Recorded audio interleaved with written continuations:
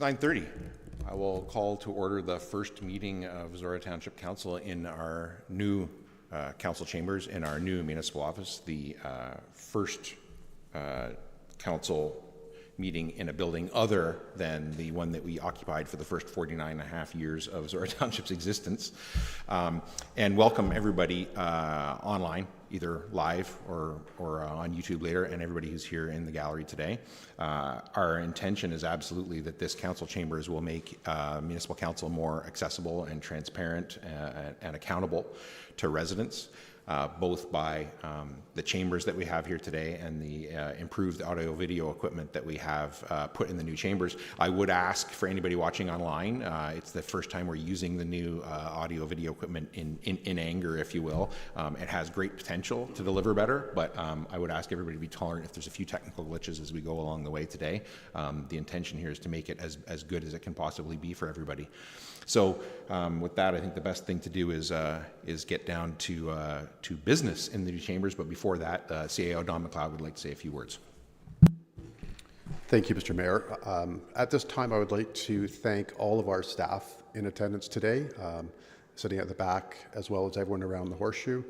All of the work that went into getting this chamber ready, getting the office ready over the last 3 weeks, everyone went above and beyond, and everyone here pitched in. They did jobs they weren't really supposed to be doing, and they made this happen when it likely shouldn't have happened. So on behalf of council, I would like to thank all of the staff from the bottom of my heart for the work that you did to get this building ready for council to happen today. So thank you. Anything else from council before we get rolling? All right then, first item of business is adoption of the agenda. Moved by Stewart, seconded by Grigg, that item 17, closed meeting session, be removed from the agenda and that the agenda be adopted as amended. Is there any discussion? All those in favor? Opposed? That is carried.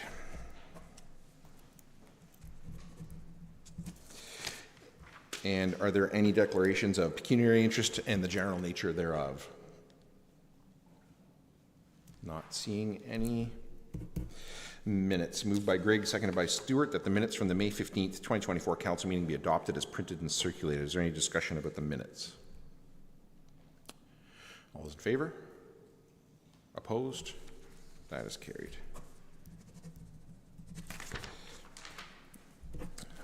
Nobody submitted for the public comment period, so we will go down to public meetings and drainage meetings. And moved by Stewart, seconded by Finch, that the delegation regarding Safe and Well Oxford. Moved by Stewart, seconded by Grigg, that the council meeting be adjourned at 9:33 a.m. for the purposes of holding a public meeting pursuant to the provisions of the Planning Act. Is there any discussion? All those in favor? Opposed? That is carried. And 6A, minor variance application AO6-24. And Spencer, I will turn it over to you. Thank you. Good morning to council, staff, and members of the public joining us here this morning. The first application before committee is application AO6-24. In this case, the applicant has applied for relief of section 7.2.1 of the Township zoning bylaw, which speaks to minimum distance separation requirements. The subject property is located on 37th line, the northeast corner of 37 and Road 84. And what the applicant is applying for is to establish a new chicken barn on the subject lands. The plate number 3 of the report illustrates the general location of the proposed barn.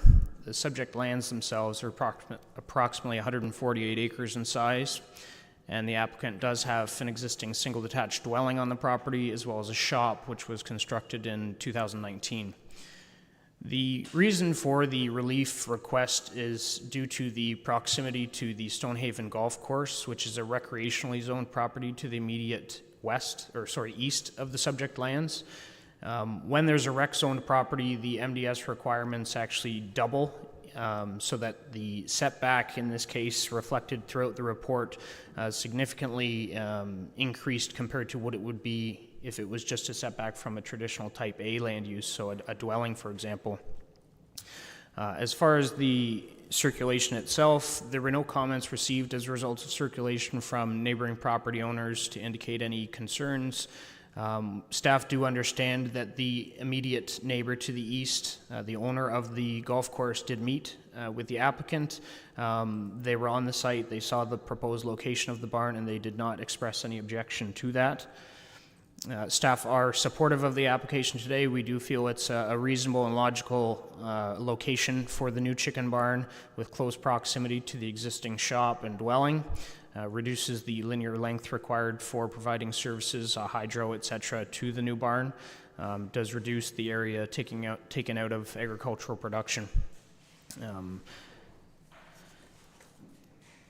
As far as the relief is concerned too, we just wanted to highlight that, again, the dwelling on the neighboring property is closest to the new building. However, if it were subject to a type A land use just based on the setback of the dwelling from the barn, the request actually would not be necessary as it does meet that distance. So it's just, again, reflecting the doubling due to the fact that it's a recreationally zoned property. Happy to answer any questions, and the owner of the subject property and applicant is also available to do the same. Thank you, Spencer. Any questions from Committee of Adjustment for the planner on the report? Not seeing any. Does the applicant wish to speak to their application? I think it's self-explanatory,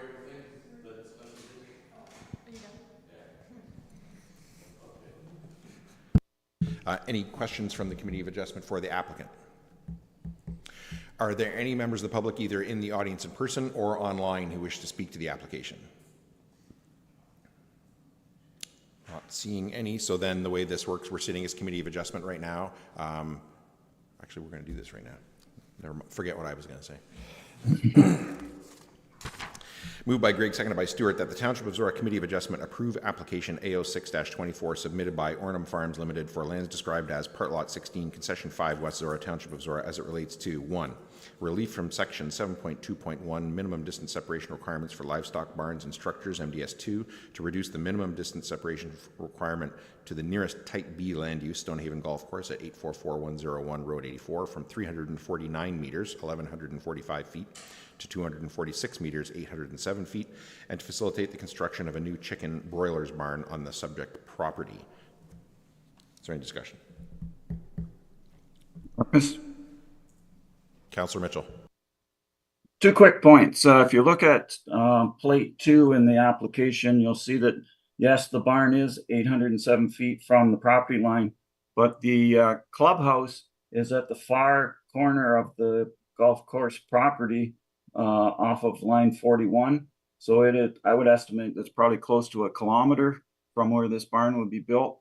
And there's also on the property line about, I would guesstimate, 500 foot wide strip of mature trees will have an impact on wind and any odor that would be carried by that wind. So as far as an impact on the operation of the golf course, I think it would be negligible. And the fact that the golf course owners didn't have any objections to it, I think speaks to supporting this application.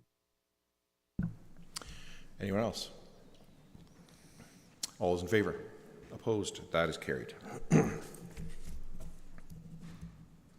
So I would just ask that you follow up with Spencer and Mike before you proceed any further with it. They'll make sure that you dot your I's, cross your T's before you go ahead. But as far as Council's Committee of Adjustment is concerned, the application is approved and it's over to progress with staff now, okay?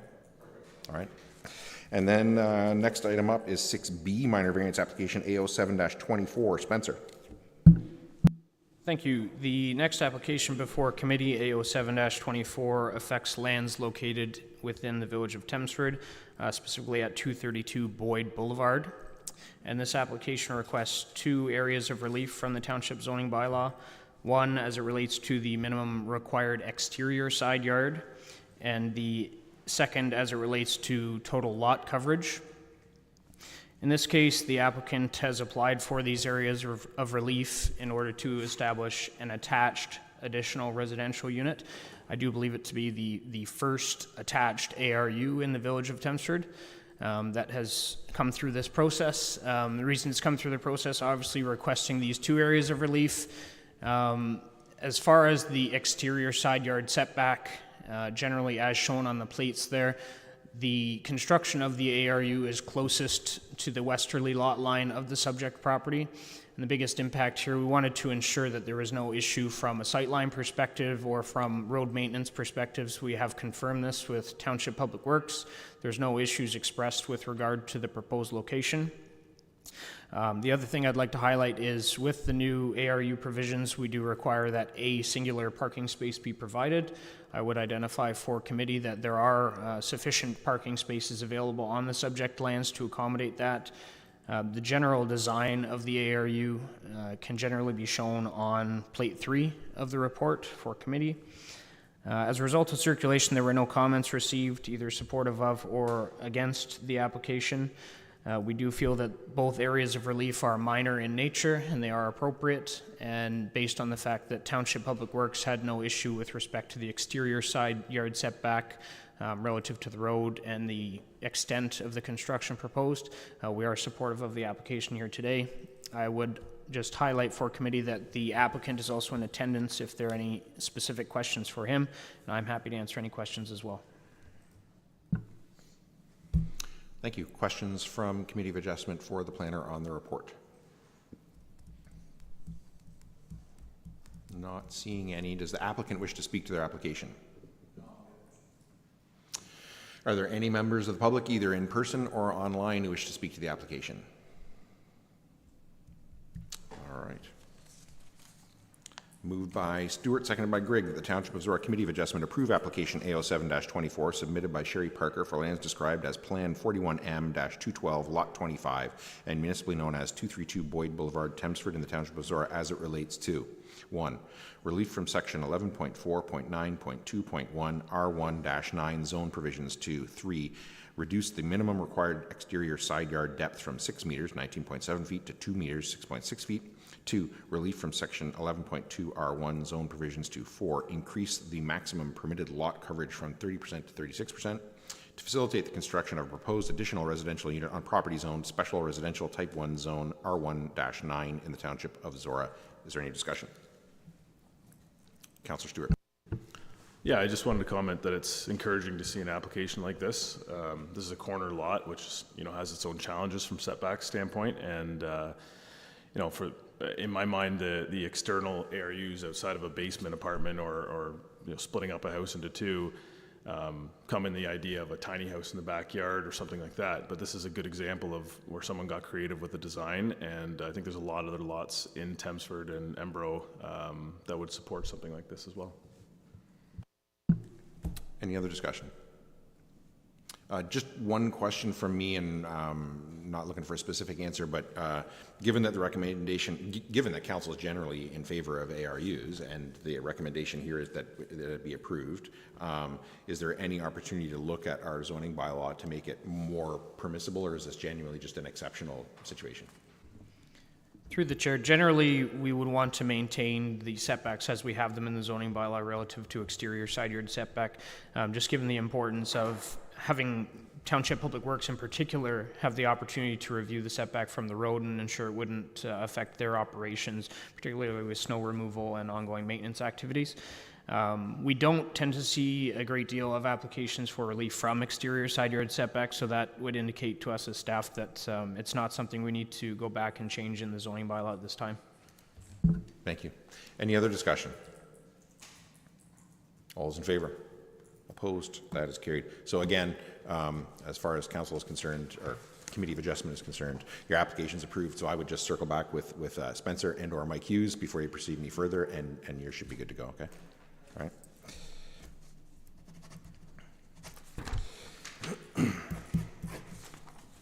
And 6C, applications SB 24-01-5, CD 24-01-5, and ZN 5-24-04. Spencer, I will turn it over to you. Thank you. The applications before council at this time are applications for draft plan of subdivision, draft plan of condominium exemption, and zoning bylaw amendment.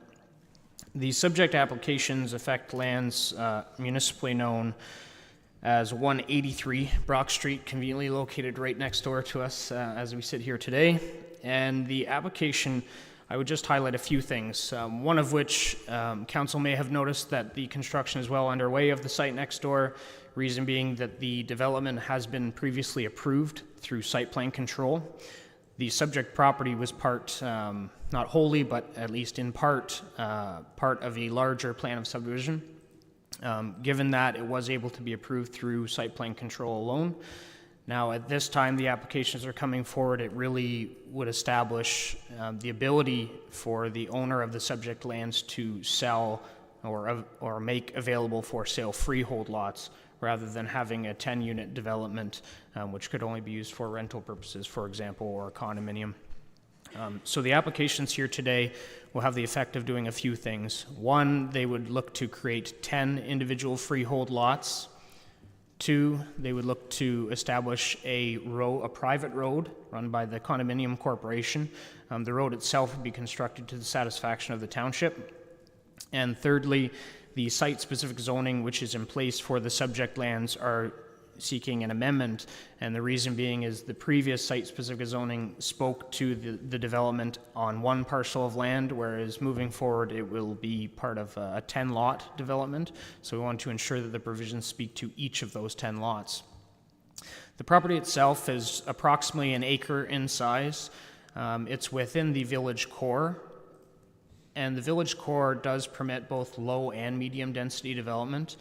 This particular development would be on the upper threshold of low density and the lower threshold of medium density. So it's a very appropriate, as far as a density standpoint, development for this area, given that it's just at the end of Middleton, which is also reflective of a medium density development, and we anticipate future development of the surrounding lands surrounding us today will also be largely reflective of both medium and higher density developments. As far as comments received as a result of circulation, there were no comments from neighboring property owners to indicate any objection or concern with the proposed development. We did have a discussion with a neighboring property owner just looking for some clarification on what was being proposed on these lands. And again, perhaps some confusion given that construction is well underway. However, it's identified in the report why that is the case. The other thing I would just highlight is that through site plan approval, the township does have conditions that need to be met. Similarly, we will have conditions through the draft plan of subdivision process just to ensure that everything is addressed to the satisfaction of the township. The reason we're recommending approval in principle of the zoning today, which is the portion that Township Council has authority over, is that the subject applications for draft plan of subdivision and the condominium exemption will require approval from County Council. So once they receive approval from County Council, pending today's outcome, they will come back with the implementing zoning bylaw for the zoning provisions to be applied to the subject lands. I'm happy to answer any questions that Council may have on this.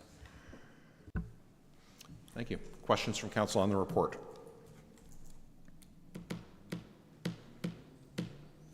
Is the applicant here to wish to speak to their application?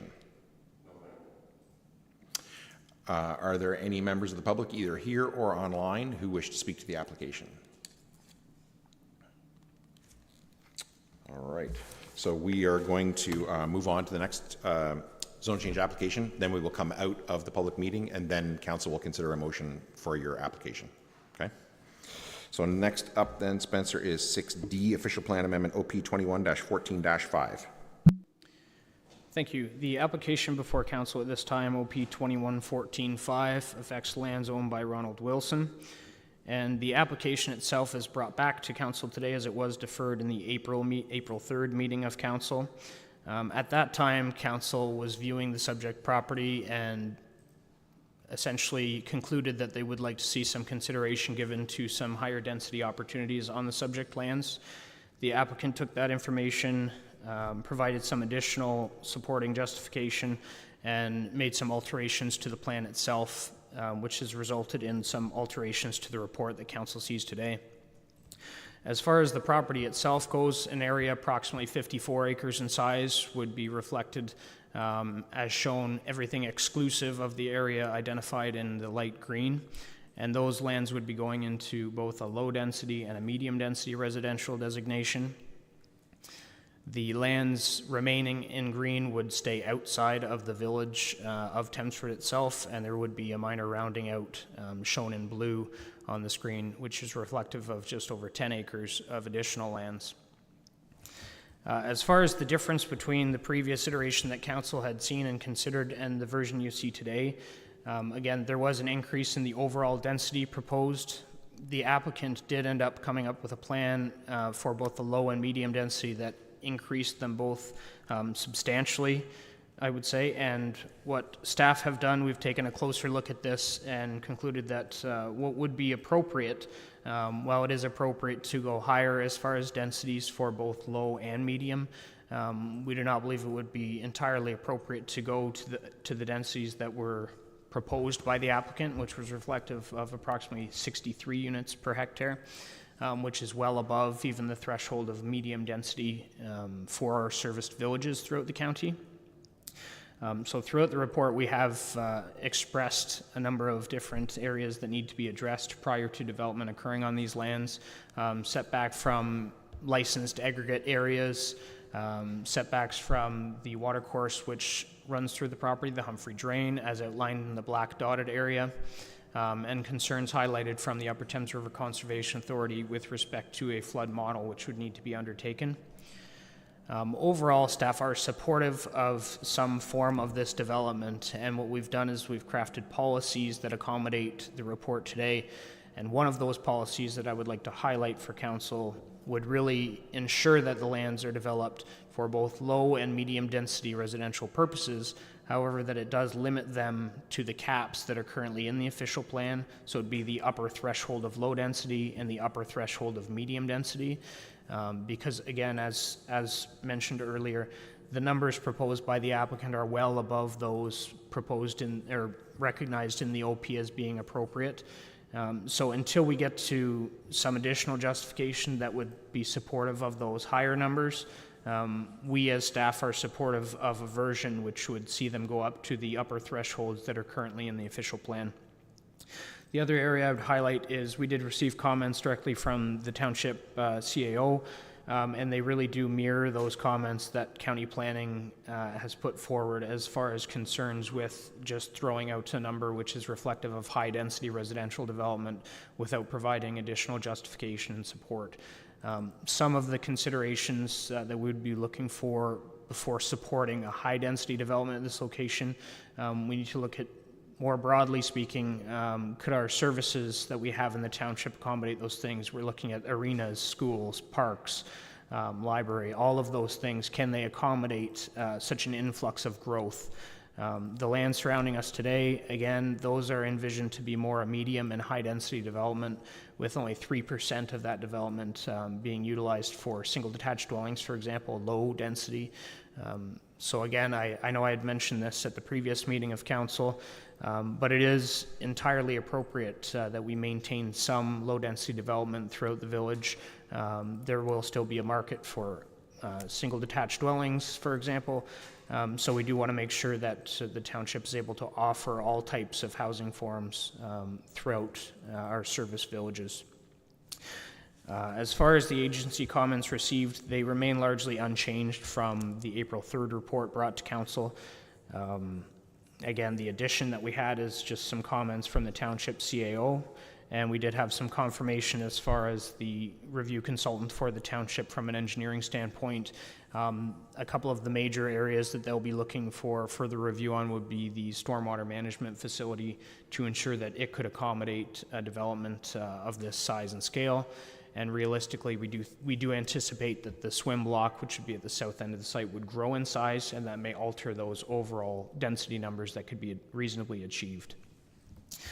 So again, we are supportive of the proposed application here today, with the caveat being that we've added in specific policies that do offer some flexibility as far as overall densities, and they do also give the ability to Township Council and County Council to make some discretionary changes as far as the extent of both the low density area and the medium density area without further requirement for an additional application for an official plan amendment. So there is some interpretation flexibility held locally so that future applications could be viewed as far as draft plan of subdivision and zone changes without having to go through that full OPA process again.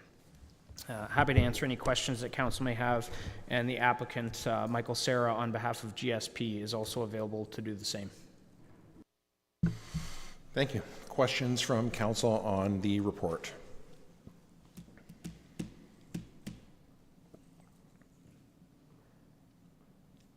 All right. Is the applicant here, and do they wish to speak to their application? You can come up and sit at the delegation table if you want. Yeah, probably try the microphone on the desk. It'd probably be. Good morning, Council. Thank you for hearing our application today. My name is Michael Serra on behalf of GSP Group. On behalf of the proponent, I would just like to thank Spencer for the detailed report and working with us to ensure that the quality of the development and we make the most efficient use of the land, while also hearing the concerns from the public and the council from the previous council meeting. As Spencer had alluded to before, some of the density numbers were heard, and we have changed the concept to ensure that it's made aware that density numbers can be achieved. As well, we did hear from the previous council meeting about the road frontages on 15th line. Those were also addressed in the resubmitted application that will turn that area of the developments into an internal road network to ensure that there's no frontages onto that street. Happy to answer any questions alongside Spencer as well. Thank you. Questions from council for the applicant? Not seeing any, thanks. Are there any members of the public, either here in person or online, who wish to speak to the application? Not seeing any. Then moved by Grigg, seconded by Stewart, that pursuant to the Planning Act, the public meeting be adjourned at 9:57 a.m. and the regular meeting of council be called back to order. Is there any discussion? All those in favor? Opposed? That is carried. And then with respect to applications SB 2401-5, CD 2401-5, and ZN 5-24-04, moved by Stewart, seconded by Grigg, that the Township of Zorra approve in principle the application for zone change submitted by Hog Excavating and Construction Limited, file number ZN 5-24-04, for lands described as part lots 5, 6, and 7, part lot 6. Register Plan 45, part of Lot 22, Concession 1, North Dorchester, to amend the existing R311 zone provisions which apply to the subject lands.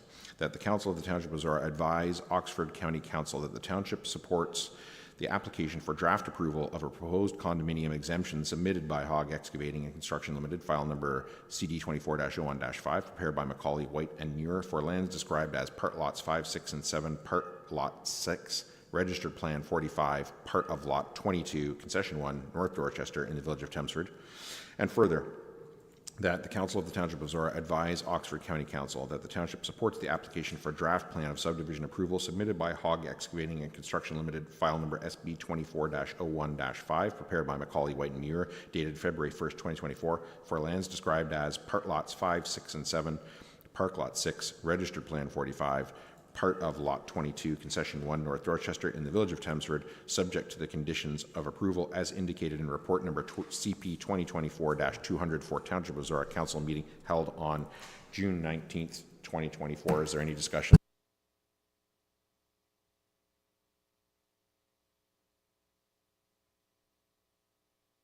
Deputy Mayor Grigg.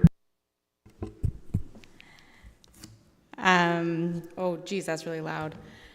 Still adjusting. You didn't even yawn once in that. That was incredible. New office, new habits. So I think a lot of the discussion around this application, we had a lot around this type of housing, sort of lots of gaps in the housing continuum, and this being an important piece of a healthy community. So we provided our endorsements at the previous step in the process, but this is moving the process along. So I don't think there's much more to say about it other than I'm excited to see construction happening, and there's been a lot of questions about what type of housing is going to be going in there, and I know there's members of the community that that are looking to retire out of larger lots that are difficult to maintain and move into something that allows for them to enjoy the retirement. And the added benefit is that also frees up some of the larger family homes that families that are looking to get into the village will have available to them. So full support for this step in the process, and happy to see things moving along. Any other discussion? Do you want me to read it again? Good. All those in favor? Opposed? That is carried. So I think you know the deal on this, but follow up with Spencer and Mike. But as far as approvals required from council, to this point anyway, with this council approved, but of course has to go to Oxford County Council. I'm not sure what the timeline is for the July 9th, 10th? I don't know. Some day that my phone will tell me to be there. And Oxford County Council will consider the application then for the remainder of the portion, okay? And with respect to official plan amendment OP 21-14-5, moved by Grigg, seconded by Stewart, that the Council of the Township of Zorra advise County Council that the Township supports the application for official plan amendment file number OP 21-14-5, subject to the policies and performance standards identified in the attached OPA text as submitted by GSP Group on behalf of Ronald Wilson for the lands legally described as North Half Lot 20, Concession 1, North Dorchester, Parts 1 to 3, RP 41R-1677 and PL 438279, Township of Zorra, to redesignate Area A, identified in report number 2024-190, to low-density residential and medium-density residential, to identify the future use of the lands for residential purposes. Is there any discussion? Councillor Mitchell. Yeah, both Spencer and the applicant referred to the two issues that we really led to the deferral previously. I think the committee was in general agreement that it made sense to add the extra 10 acres or so to outside the boundaries of Thamesford because of the natural makeup of the land. But we used our influence that we had at the time to address the issues of the road going on to Banner Road. We wanted to reduce that and make more of an internal, which has been done. And the other issue was we wanted to make sure that there would be a significant amount of medium density housing. And I think maybe the pendulum swung a little further than we expected on that. But as both Spencer and the applicant said, there will be multiple times during this process before the final approvers are made to determine what is the appropriate amount of low, medium, and high density, not only for this development, for the entire village of Thamesford. So I agree with supporting the application. Anyone else? Yeah, I generally agree with Paul. I think this is a challenging application. I think this council has been, and previous Zorra councils have been, adamant about minimizing the impact on prime agricultural land, and this is challenging because it proposes moving some land that's outside the settlement boundary in. Certainly, I personally have been a strong opponent of expanding settlement boundaries anywhere in the township, wherever possible. But I think this one is reasonable in that the 9-point-something acres that's being added would be very challenging to farm in a modern sense, with the drain on the one side and residential properties on the other. But council, I think, quite rightly said we'd be willing to consider this if we got more density out of it. I agree with Paul. We got more density than we thought we would get, and I do appreciate, and I think the comments from staff are good about what is a reasonable more density. But at the same time, I think if we're going to consider expanding the village boundary, I think we owe it to our own local economic development, which is primarily agricultural, that we get every bit of density, every single housing unit we can when we do that. And I think this revised application does that. So I'm happy to support this application and all the recommendations in it as it'll go forward before it is actually developed and shovels are put in the ground. Is there any other discussion before I call the question? All those in favor? Opposed? That is carried. So if council is agreeable, I'm going to suggest that we take a 10-minute break, and when we come back, we will start into 4 delegations in a row, if everybody's good with that. So we'll take a 10-minute break. We'll come back at 10:15.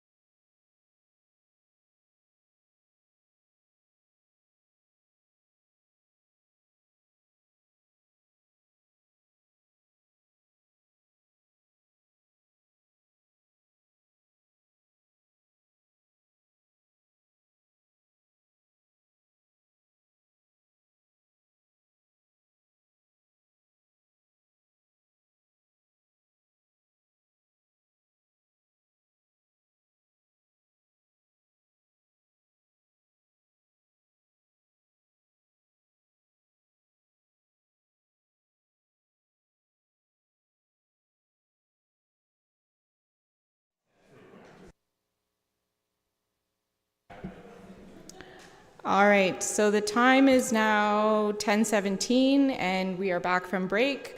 I will be chairing the next section of the meeting as our mayor will be removing himself from this chair and participating in a different capacity.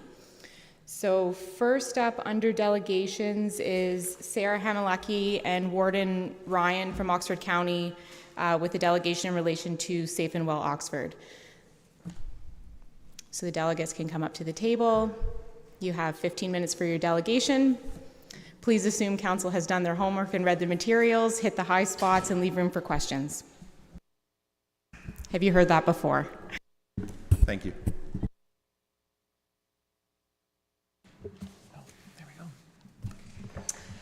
Good morning, everyone, and thank you for allowing us the opportunity to come and present today. We appreciate the time. So, as mentioned, my name is Sarah Hamaleki. I am the Manager of Strategic Initiatives and Intergovernmental Relations at the County of Oxford.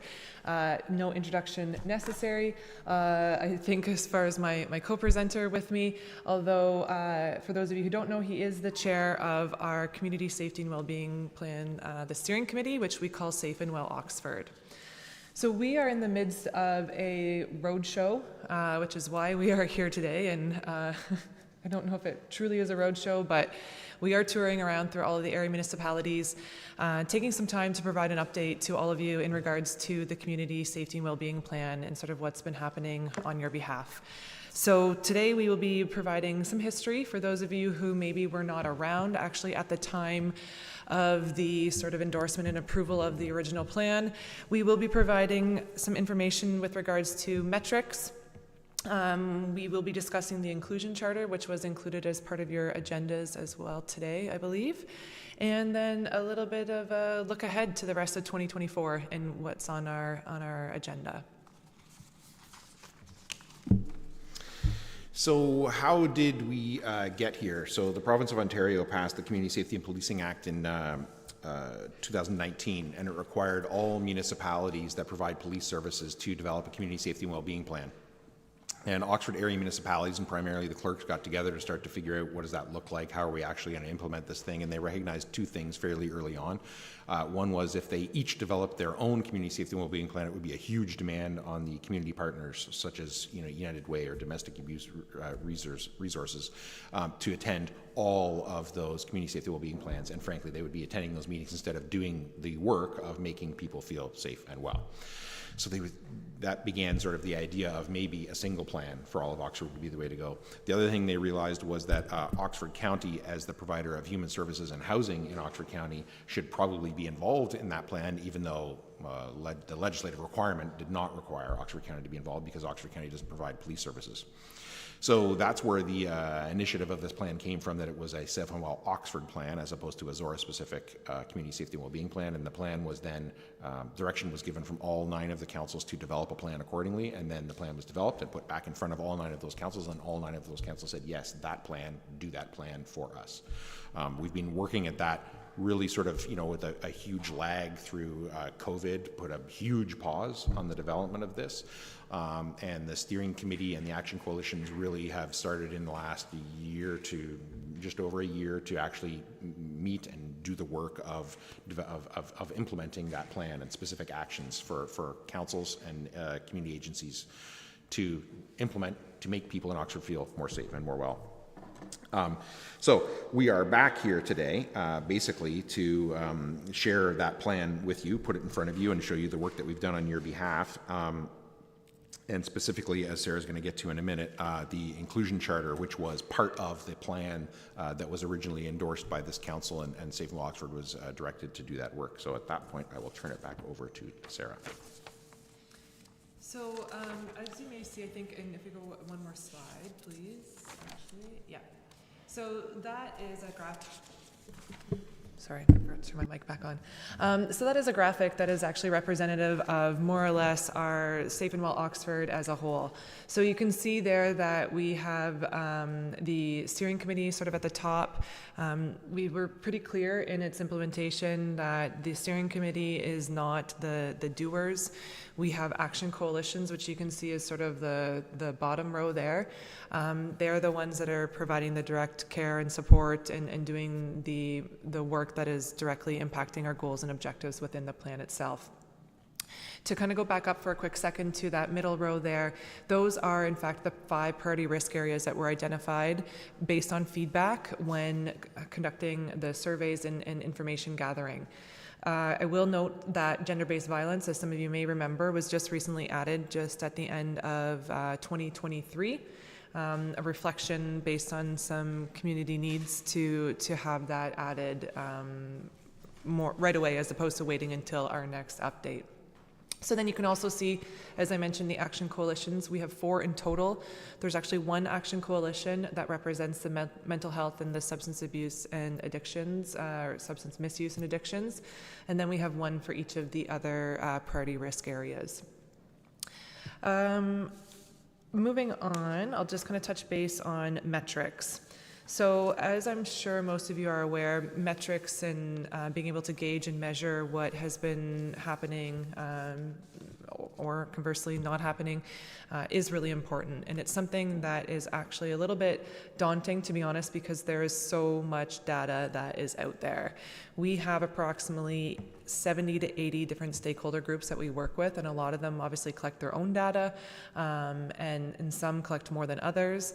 So to start the process, we connected with Southwestern Public Health first, because they obviously have a really vast array of metrics and information that we could tap into. From there, we've kind of tried to fill in a few gaps working with our police services, the Ontario Health Team, and our action coalitions and other stakeholders as well. So really what we're doing with our metrics is we just want to start with something. We want to get a few indicators out there that we can start to use. We recognize that they will likely evolve and change over time. We might get access to different data that we didn't have before that's an even better reflection of what it is that we're trying to measure.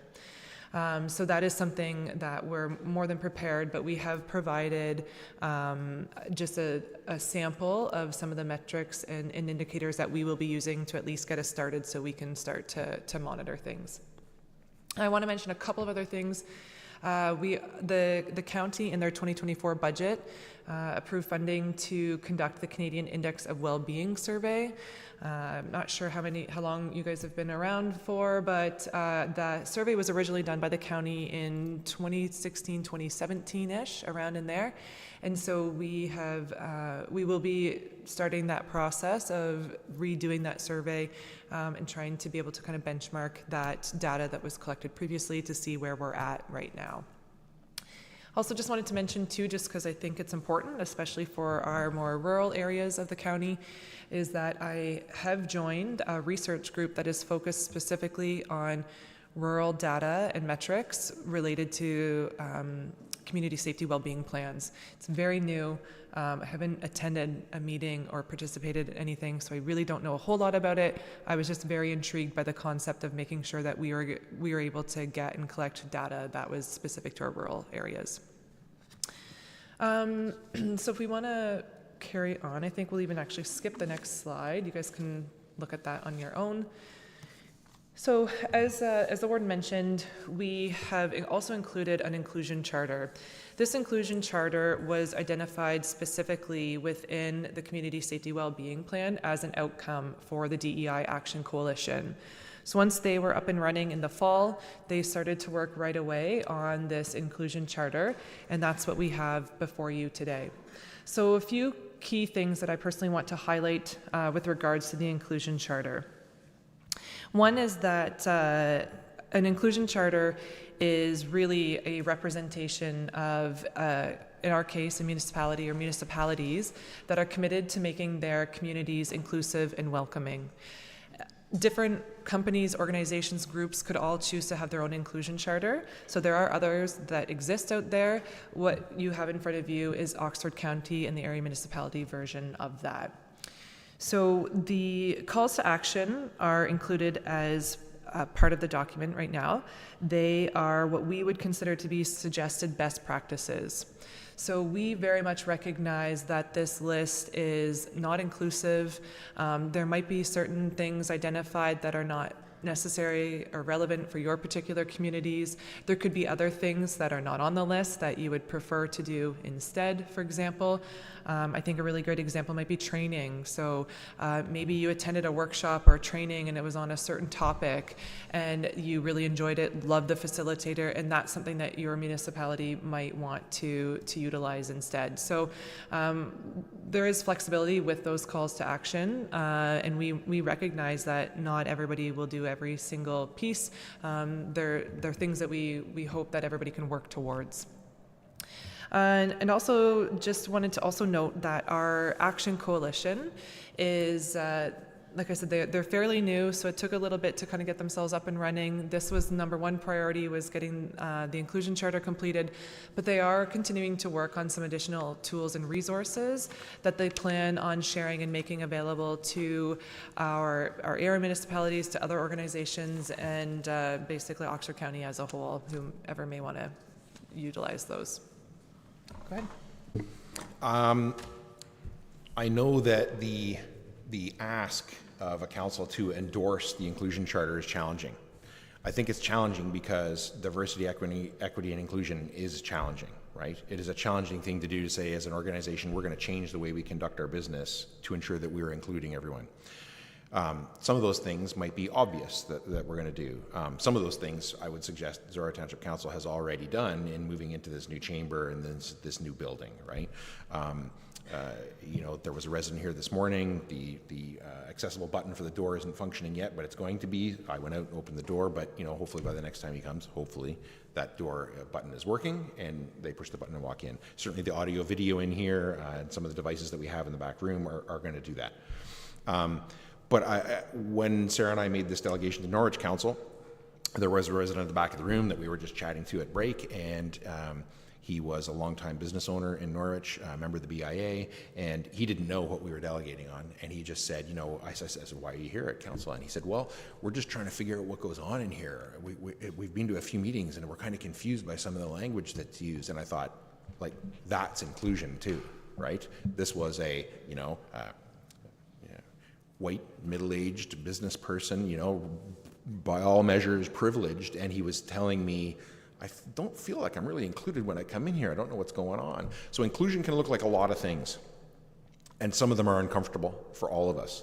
But I think that is why this council asked for an inclusion charter as part of the plan, and that's why the DEI Action Coalition has done that work and brought it back to you, is to say, we know it's challenging. We need you to endorse this, and then get to the work of, you know, as Sarah said, how does Zorra Township implement this? What does that look like here? Are there things that, you know, maybe we check off right away and say, done.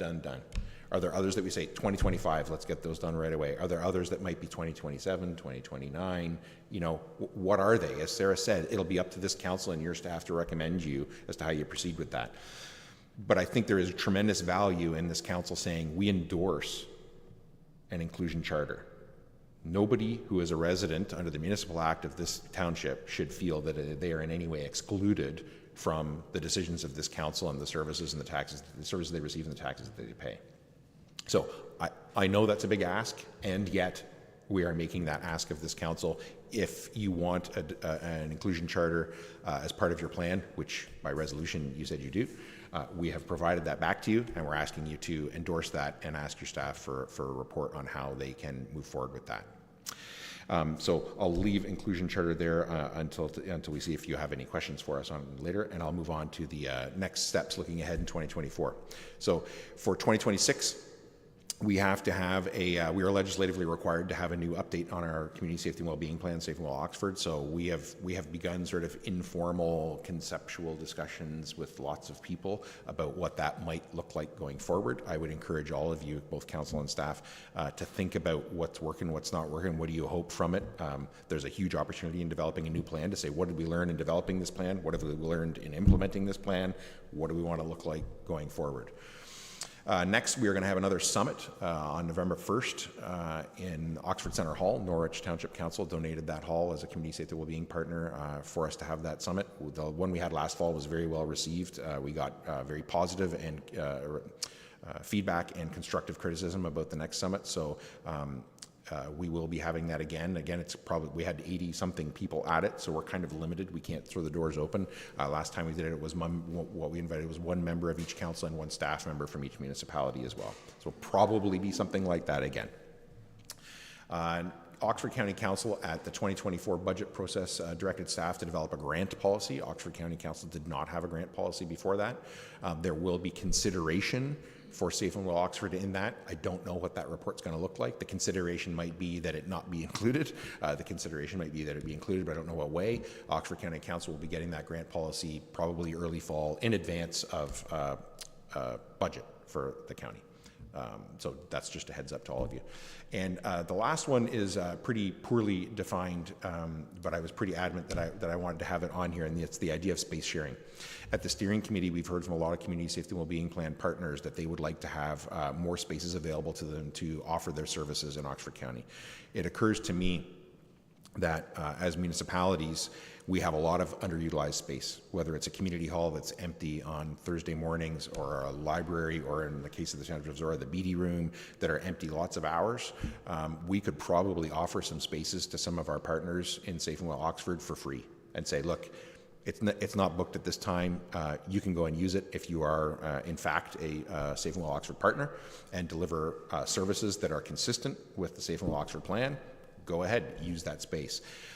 Not sure what that's going to look like as a formal ask or as a policy recommendation, but the Safe and Well Steering Committee is going to be working on some kind of recommendation for all of the municipal partners in Safe and Well Oxford to say, can we all come up with a list of sort of rooms, halls, spaces that we can make available, Oxford County Library in the case of the county, to say, can we make these available to, official Safe and Well Oxford partners to say, if you're going to deliver services that are consistent with the Safe and Well Oxford plan, there's a room, use it for free, it's underutilized, you sign up and you get to use that space.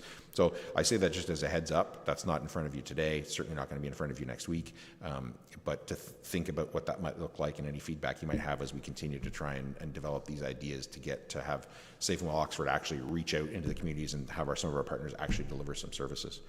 I think at that point we're done, and we're happy to take any questions from council on the plan itself, the looking forward, and certainly on the inclusion charter. Thank you very much for your delegation. Do any members of council have any questions for the delegates?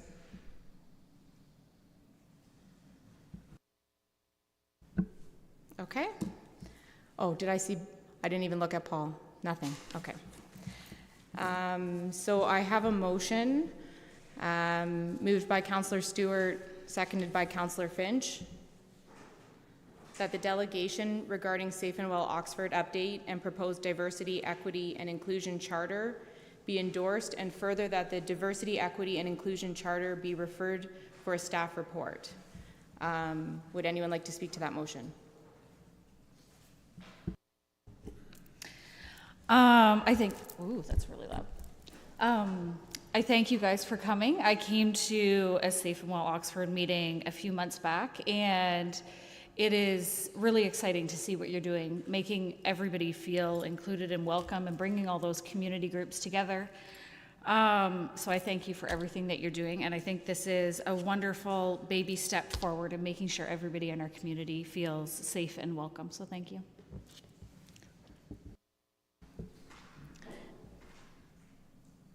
And if I can, I know I'm in this chair, so I'll keep it brief, but to echo what Councillor Finch has said, I was sitting here when this became a requirement. I got to participate in hearing from the consultants on developing that plan, and then we got to endorse it. I was very excited about what was in that plan and the potential that it had for our community. So it's really great. I appreciate the delegation. I know that work is done in a different room, but to bring that information back to us, because it absolutely impacts our communities. There's always a bit of a fear when there's sort of a requirement that we participate in, but there isn't sort of, a funding stream to support that work. I have some hesitancy around how effective it can be. So I think the delegation coming forward today is a great way of putting it back on our radars, what that progress is, what the directions are going in, and then also some ideas of what's happening next, so that we can get involved in those consultations in the areas that we have interest or information. So With that, I won't read this again, even though it's short. I will call the motion to question. All those in favor? Opposed? That's carried.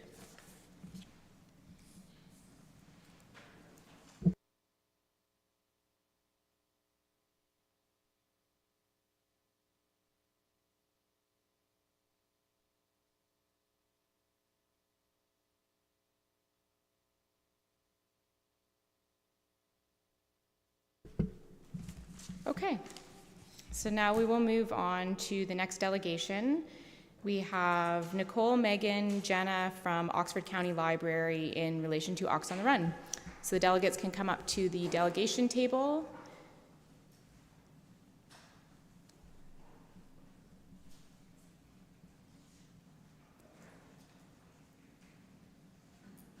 So the microphones are quite sensitive, so I've already been told I'm probably a little bit too loud in it. So you don't have to lean right into the microphone, but please make sure that you turn it on when you speak.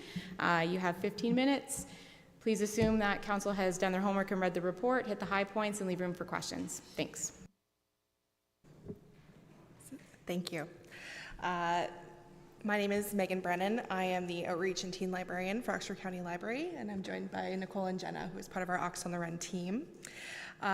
We wanted to give you a progress update on the Ox on the Run project. We are currently piloting an 18-month program in hopes that this might eventually become a permanent project for Oxford County Library. But to give you a little bit of a background on what Ox on the Run is and how it started, in 2019, we started a summer pilot where we had a pickup truck and a tent and some library equipment, and we went to parks and splash pads and joined early on just to try and reach some families around the county that weren't necessarily using the library. And after an overwhelmingly successful summer, we knew we had something special and we wanted to continue this project in 2020, which we know what happened in 2020. But we were lucky enough to get back on the road in 2021 and 2022. So with 3 summers under our belts, we were confident that we had something special. We wanted to pursue a more robust project with an actual vehicle and dedicated staff that would do a full year pilot. So in June of 2023, we secured an ambulance. It was a decommissioned ambulance from the county, and we converted it into a bookmobile. And Nicole and Jenna are the lovely staff that take our bookmobile all over the county. I hope you might have seen it here and there at events. And so when they're out with this bookmobile, they have a collection of books that people can borrow. We have Wi-Fi, a computer, printing services. So if someone wanted to come and do some homework, print out their homework, they can do so. Nicole and Jenna can also create library cards. They have information about all of our library branches, but also Oxford organizations. So if people came to us and needed information about something, they can connect them to all kinds of Oxford services. They also have crafts and games and all kinds of fun things for kids and families, since it really does attract a lot of kids and families when they're out, especially at the parks and the splash pads in the summertime. But in the last year, I just want to note that we've seen almost 5,000 people at Ox on the Run. They made 150 library cards, and they've checked out almost 900 books to people, which is steadily increasing and becoming more and more popular. There have been times where they've been on the road and they've had to stop at another library branch to refill the bookmobile to head somewhere else. So I think that says a lot about the use of the vehicle. I'll turn it over to Nicole. Awesome. Hi, everyone. There we go. For those of you I haven't met yet, my name's Nicole, and I'm the Outreach Services Specialist with Oxford County Library. I would love to just sort of shed some light on the numbers for Zorra Township specifically that we've had with the bookmobile. And these numbers are when we kind of got off the road, or sorry, off the ground running June last year. And this is to just the tail end of April this year, so almost a full year of service. And we made 27 stops in Zorra Township, and we visited 470 people, split fairly evenly between kids and adults throughout the year. We made 22 library cards throughout Zorra Township, which means 22 people taking advantage of library services that are existing through the branches in your community, which is awesome. Our most popular stops, I would say, were the Thamesford South Lions Park. We had a great spot right by the splash pad, so we were able to interact with all kinds of families and do story times, which is really, really nice in the summer under those beautiful shady trees. And as well, the Embro Memorial Park, which is awesome. Got to engage with a lot of families there as well. And we also had a lot of success with Harrington Tech Help. So this is something we tried in the library in a few different locations, but Harrington was absolutely a great success. And it was just offering a bit of additional tech support for anyone struggling with connecting to their device or using digital library resources. So that was great. You can see our types of stops. The most stops we made were park stops. So that's anything public facing where people can just come and access library services. They can find us, they can check out books. We can connect them with library cards. Anyone is welcome to those. Followed closely by Tech Help. So that was a bit more of a focused program, and we saw a lot of seniors come out to that. Next, followed by Early On. So we collaborated with Early On and Embro, and it was great in the winter to be able to have somewhere indoors and toasty to park, and we could engage with a lot of families there as well.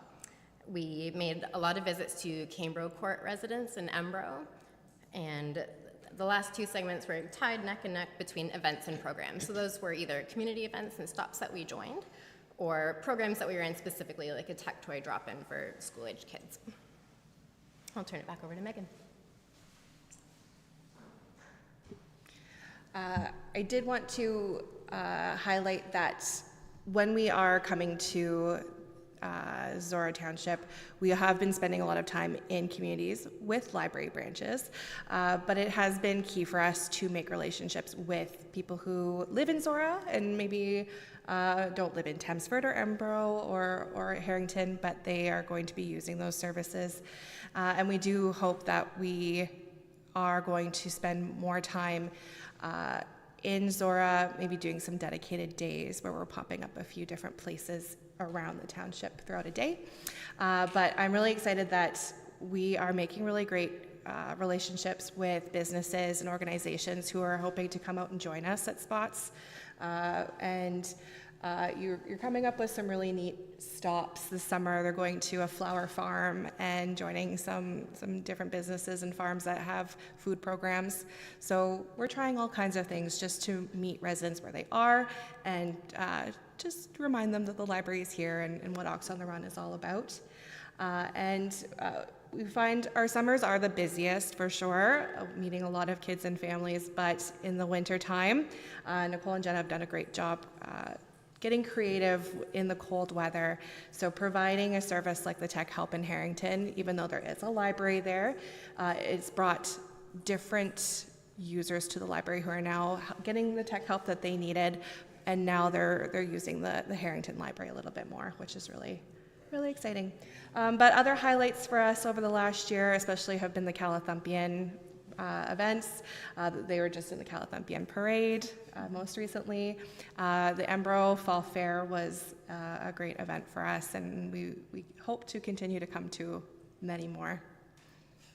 Turn it back over. Yeah, and of course it's a pilot project, so it is not without its challenges. We were disappointed to miss the Thamesford Santa Claus Parade due to some vehicle issues, so I think that would have been a great opportunity for exposure, but we're hoping to join this coming year. The other issue that we struggled with a lot in Zorra Township was internet connectivity. So when we got it on the road, we had all these high hopes of, being able to offer library services in rural townships. You can print, you can do all these things, but we had a Bell device, and for those of you who live in work here, you're quite familiar that it doesn't connect in a lot of places. So we were really struggling to, fulfill our mission and deliver on what we were telling everyone that we could do. So that was a struggle last summer, but we've kind of put some things in place, and it seems to be working a lot better this time around, so we're eager for another summer in our rural communities. The other challenge we faced was finding a place to park in Harrington that was safe so that we could open all the doors and kids can come and see our vehicle, and at the same time being visible. So this time around we are going to the Garden in Harrington, a local business, and we're hoping to draw some more people to this business and hopefully using some of this business as clients and working together a little bit on that. And lastly, the public does often assume it's an ambulance, so we appear as sometimes first aid at events, and people will come up and ask us for help, and we can offer a Band-Aid and maybe a book, but that might be it. I'll turn it to Jenna. Okay. So opportunities for the future, we do have some new things coming up that we're looking forward to. We have formed a strong relationship with Early On and did partner with them throughout the fall and winter. So we're starting a pop-up program in the summer where it's something completely new for both of us rather than us just joining their existing program or them and joining something we're doing. So we're starting some family picnic pop-ups where families can come and do activities and listen to stories, and they're encouraged to bring a picnic lunch to enjoy in the park. So we do have one of those in Harrington this summer. We have stopped at Kintor Coffee in Embro a couple of times. The first time we were there was a miserable day. It was pouring rain, so needless to say, we didn't have anybody come visit us. But we were there just a couple weeks ago. It was a lovely day, and we were actually quite busy with people coming to visit and checking out some items. And I think we renewed a library card somebody had been meaning to do forever and just hadn't gotten to the library. So we're looking forward to stopping there a few more times. And our summer calendar is planned for July and August, and we do have stops throughout Zorra Township once a week. We will be at parks or splash pads, and as Nicole mentioned, we'll be at the garden in Harrington, which is a new place for us. So we're looking forward to the summer and seeing what it brings. So that's over the last year, we've had a lot of fun while we've been out in Oxford County. We've learned a lot. We have had some challenges that we've worked through, but we also have a lot of ideas. We have a lot of businesses and organizations that hope to partner with us, and it almost feels like there's so many things that we could go to and not enough time. And so that makes us really hopeful that we're making great partnerships and we're visible. We're becoming a visible brand in the county, which is wonderful. So with that, our 18-month pilot is ending at the end of 2024. We do hope to continue next year, and we will hope for the best. But I did want to leave with just a couple stories just to show you the impact of the program. My favorite story from Ox on the Run is that a family had just moved to Oxford. They had not been out to their local library yet, but they happened to come across the bookmobile in the park. And this mom and her kids had such a fun time. They took our calendar and they followed us to other stops all over the county, and they turned it into a fun little summer project to go to different Oxford communities and just learn their new community and neighborhoods. And they became very close with us by the end of the summer, and it's always nice to see them out and support Ox on the Run. Do you have any favorite memories? One of our families that we've met from early on has kind of become a regular, and anytime they see the bookmobile out, they will stop and borrow some books. Excuse me, but when we were at Kintor Coffee a couple weeks ago, that family came and they stopped at the bookmobile, got a book, went into Kintor Coffee, and when they came out, the little boy was just so excited to show us that he had gotten a Rice Krispie square. He had chocolate all over his face, and it was just lovely. He was so excited to see us, and now we're like buddies, and he'll sit on our lap while we're reading stories, and it's nice. And we do make regular stops at the Cambro Court residence in Embro. It's not too far from the Embro Library, but a bit of a hike in the wintertime for people who don't want to get out and drive or go down that long hill. So we went there in October, and there was a resident that was like, "Oh, Ronald, you have to meet Ethel. She's such an avid reader." And we're like, okay. So Ethel comes out and is so excited about the bookmobile. She lived most of her life in Woodstock and relocated to Embro when she retired. So she didn't have an Oxford County Library card yet. So we said, "Oh, this is great. You can absolutely have both, and you can use our resources. We're coming once a month." And she is just the biggest supporter of the bookmobile now. She tells everybody, "Did you see the bookmobile girls are coming? And I saw you on the road." And she's great. And now she's a regular user at the Embro Library, and she can put holds there, and she can use both services, which is great. Wonderful. Thank you so much. Thank you for that. Do any members of council have any questions for the delegate? Councillor Stewart? Yeah, just it sounds like this is a pilot program is coming to an end at the end of 2024 as a budgeted, approved budget. This is a county funded initiative? Okay, so just wanted to make sure that when we come budget time. I definitely support it. I see it around all the time, and my kids love it too, so that's great. Thanks. Thank you. Thank you. Sure, go ahead. Councillor Finch. I just want to say thank you for everything that you do. I remember staying home with my kids, and I did daycare with other kids, and we'd all go down to the park at a certain time. And this was one of those things that we talked about, sitting there going, how cool would it be if a library or something came to the park and we sat down, like we did it with Early On. They would come to the park. And so this is just an awesome pilot project, and I really hope that it carries on. Thank you. Thank you. Thank you.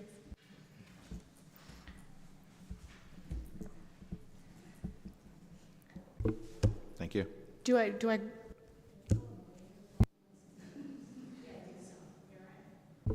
Thank you.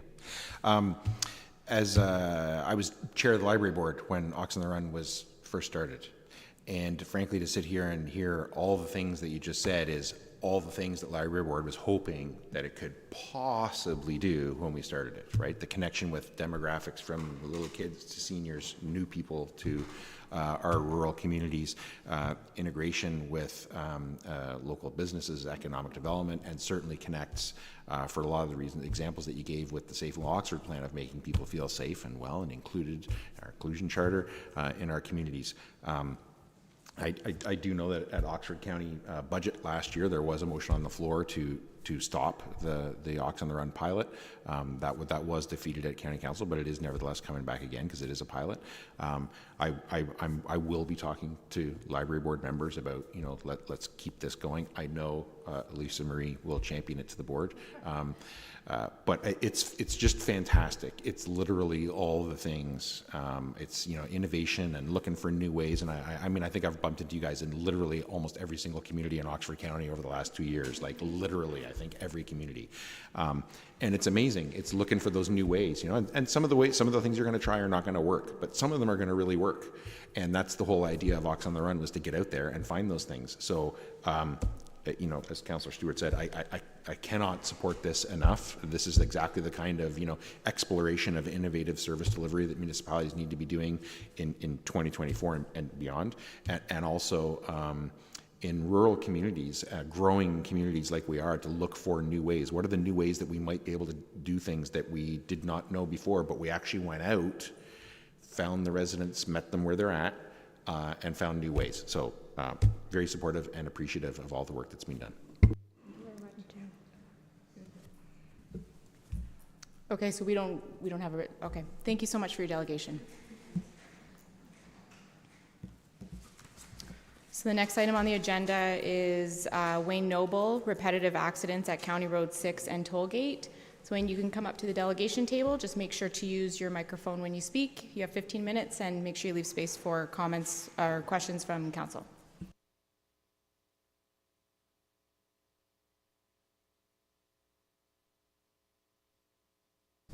Good morning, Council. Thank you for taking my delegation this morning.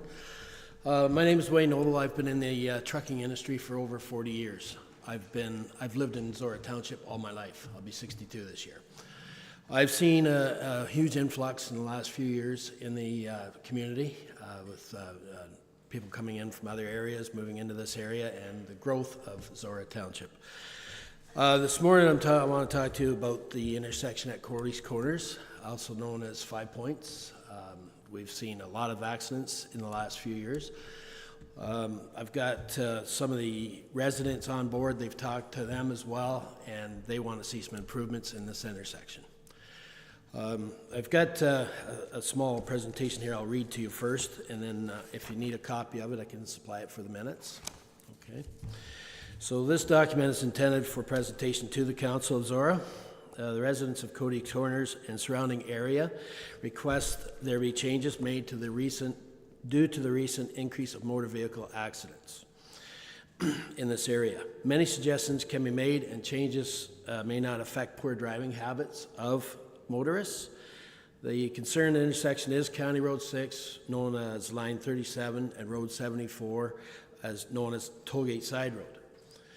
Many accidents have occurred here in recent years, a total of 5 in the last year. One last year on March 29th, and it was good up until March 29th this year. And they've had 4 accidents since then, and most of them are severe. Effects are felt throughout the area when an accident does happen. I've got connections with the council or the township, and I do place some calls when something happens. I'm a resident on the 39th line, which connects to that intersection.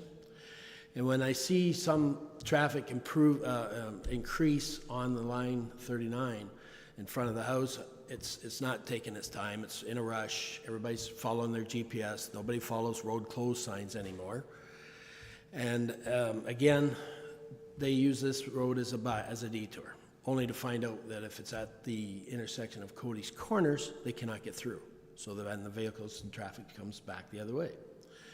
I've placed a call to the township, and the reply I got the first time was, well, this is a county problem because the accident's on the county roads. Well, that intersection of Cody's Corner is 2/5 township and 3/5 county.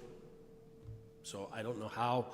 I've talked to Frank Gross at the county, and his reply was, well, we're working on it. We'll see what we can do. And again, my hands are tied, but I thought, you know what? Why not come to the people I know the most, and this is Zorra Township. Again. So I've been in the industry, the trucking industry, for over 40 years. In the last 10 years, I became a safety manager, safety supervisor, and compliance manager. And I train drivers. I train.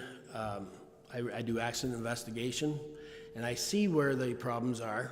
Most of it is in the approach of that intersection. You know, stop sign ahead isn't really enough. I've got one small video, it's 4 seconds long, that I brought on board. If Alicia, could you play that for me, please? So this is approaching a stop sign in Perth County, and you can see the stop sign is well lit, flashing, and you can see it in the rain. It's from a long ways away. There is no stop signs in Oxford County or Zorra Township that have this setup on them. What I'd like to see today is even some lights in that intersection. We don't need another accident like we had last year with the school bus. We don't need to see any more deaths. The injuries that have happened at this intersection have been severe, but fortunately no fatalities as of yet. This morning I sat here at 7:30 this morning, from 7:30 till 8 a.m. Just on Tollgate line 74, I counted 153 cars across that County Road 6. In 30 minutes, 153 vehicles, trucks, buses. So obviously this intersection is being used more due to the fact that line 33 is closed and the road to Kintor is closed as well. So everybody's using an alternate route, which is Tollgate Road. Since the beginning of Toyota, the influx has become increasing as well, because anybody traveling from the west is using the Tollgate Road instead of going through Woodstock. Tollgate Road or the 401. Anybody living north of London, they're coming down that way. So after speaking with some of the residents, we've asked maybe there can be some rumble strips on line 74, flashing lights around the stop signs, better warning that there's a stop sign ahead on both directions. Turn the intersection into a four-way stop. That's what would resolve by taking line 39 out of that intersection.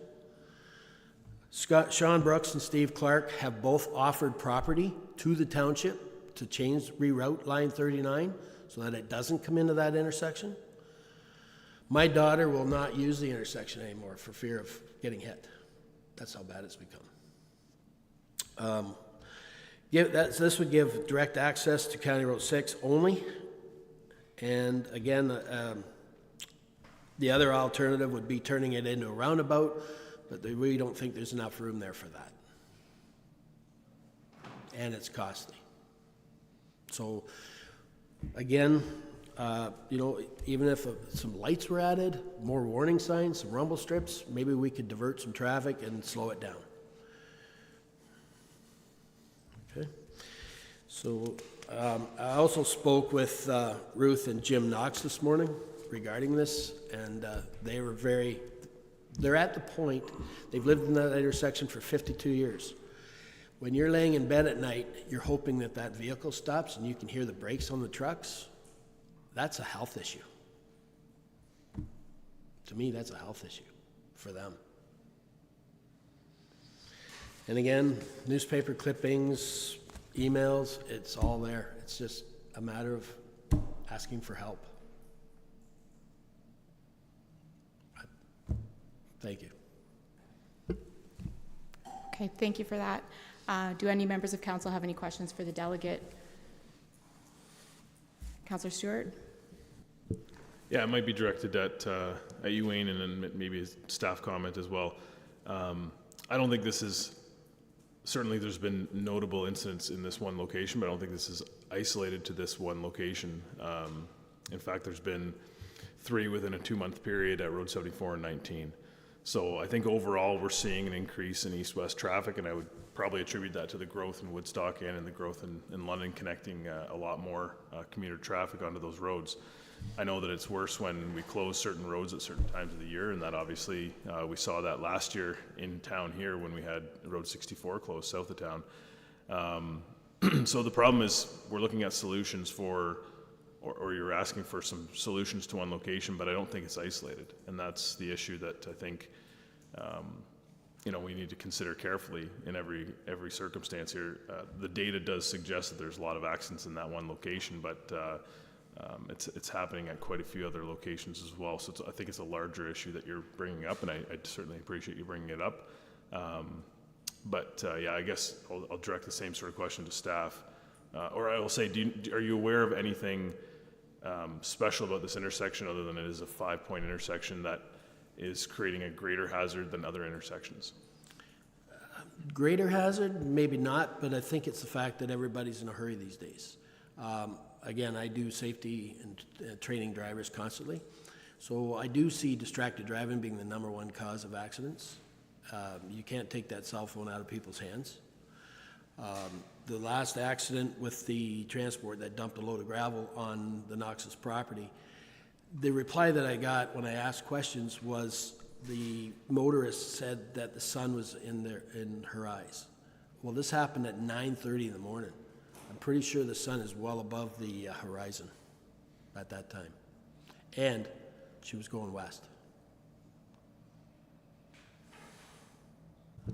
So just a question to staff, or have county or have we undertaken any studies to track traffic volumes, and have we seen an increase that would match what we're seeing in terms of additional incidents? So that particular intersection is controlled by Oxford County. Yes, some Zorra Township roads come to it, but the control is of Oxford County. I'm not aware of any studies to date yet. I can ask Oxford County Public Works if they have any plans for any studies in the near future, but I'm not aware of any right now. There are rumble strips from the approach off of Road 74 heading eastbound that were put in place in 2008 when Zorra Township paved that section of road. I'm not aware of rumble strips coming westbound at that intersection. No. Anyone else? Councillor Finch? Thank you for your delegation.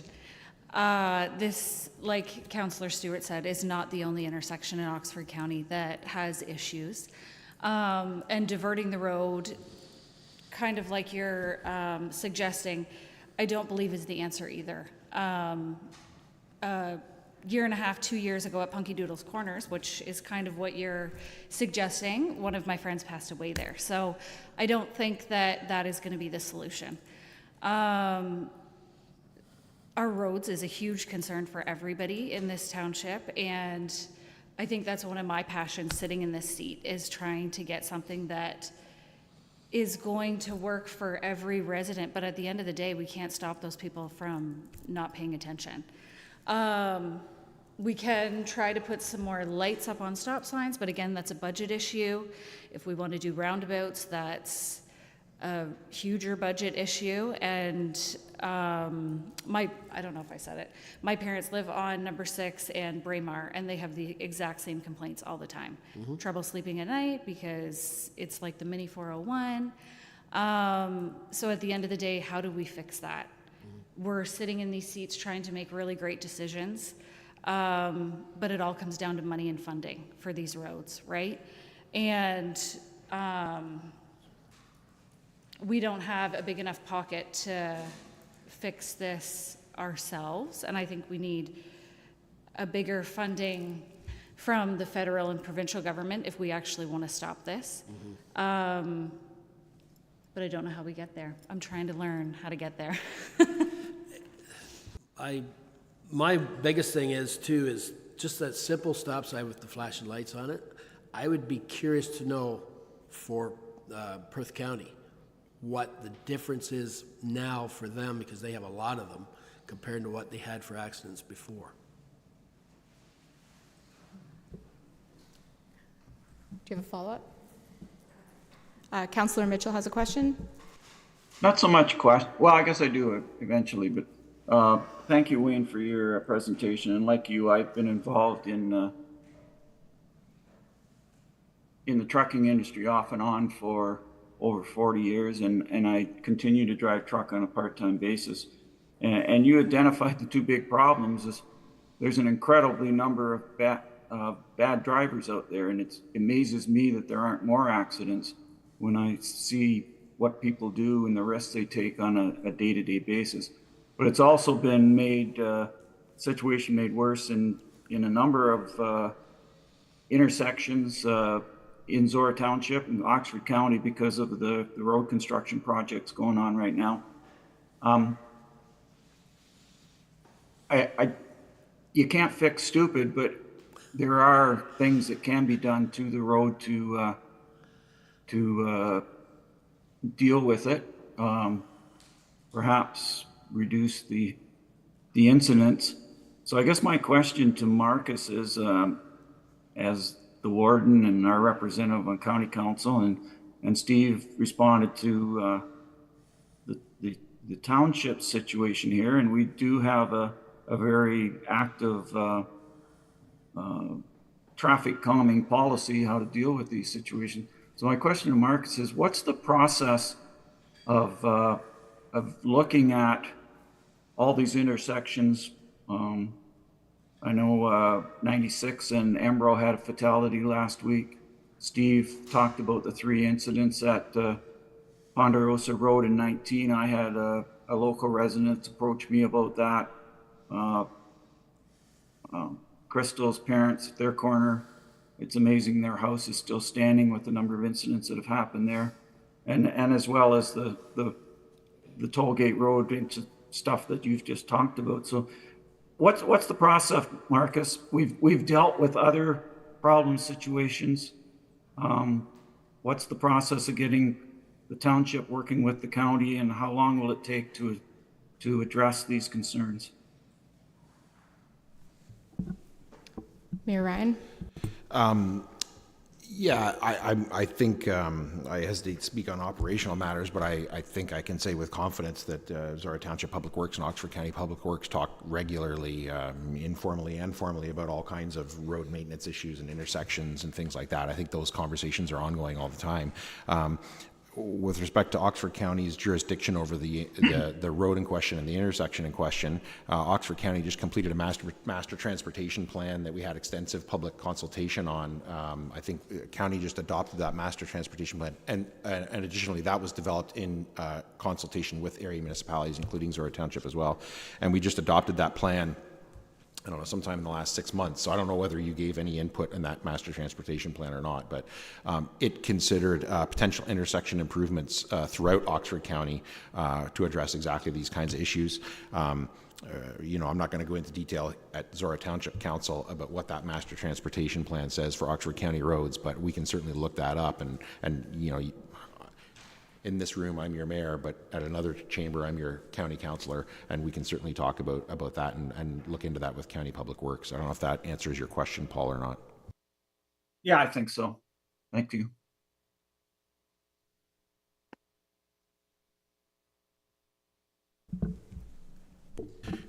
Question of clarification.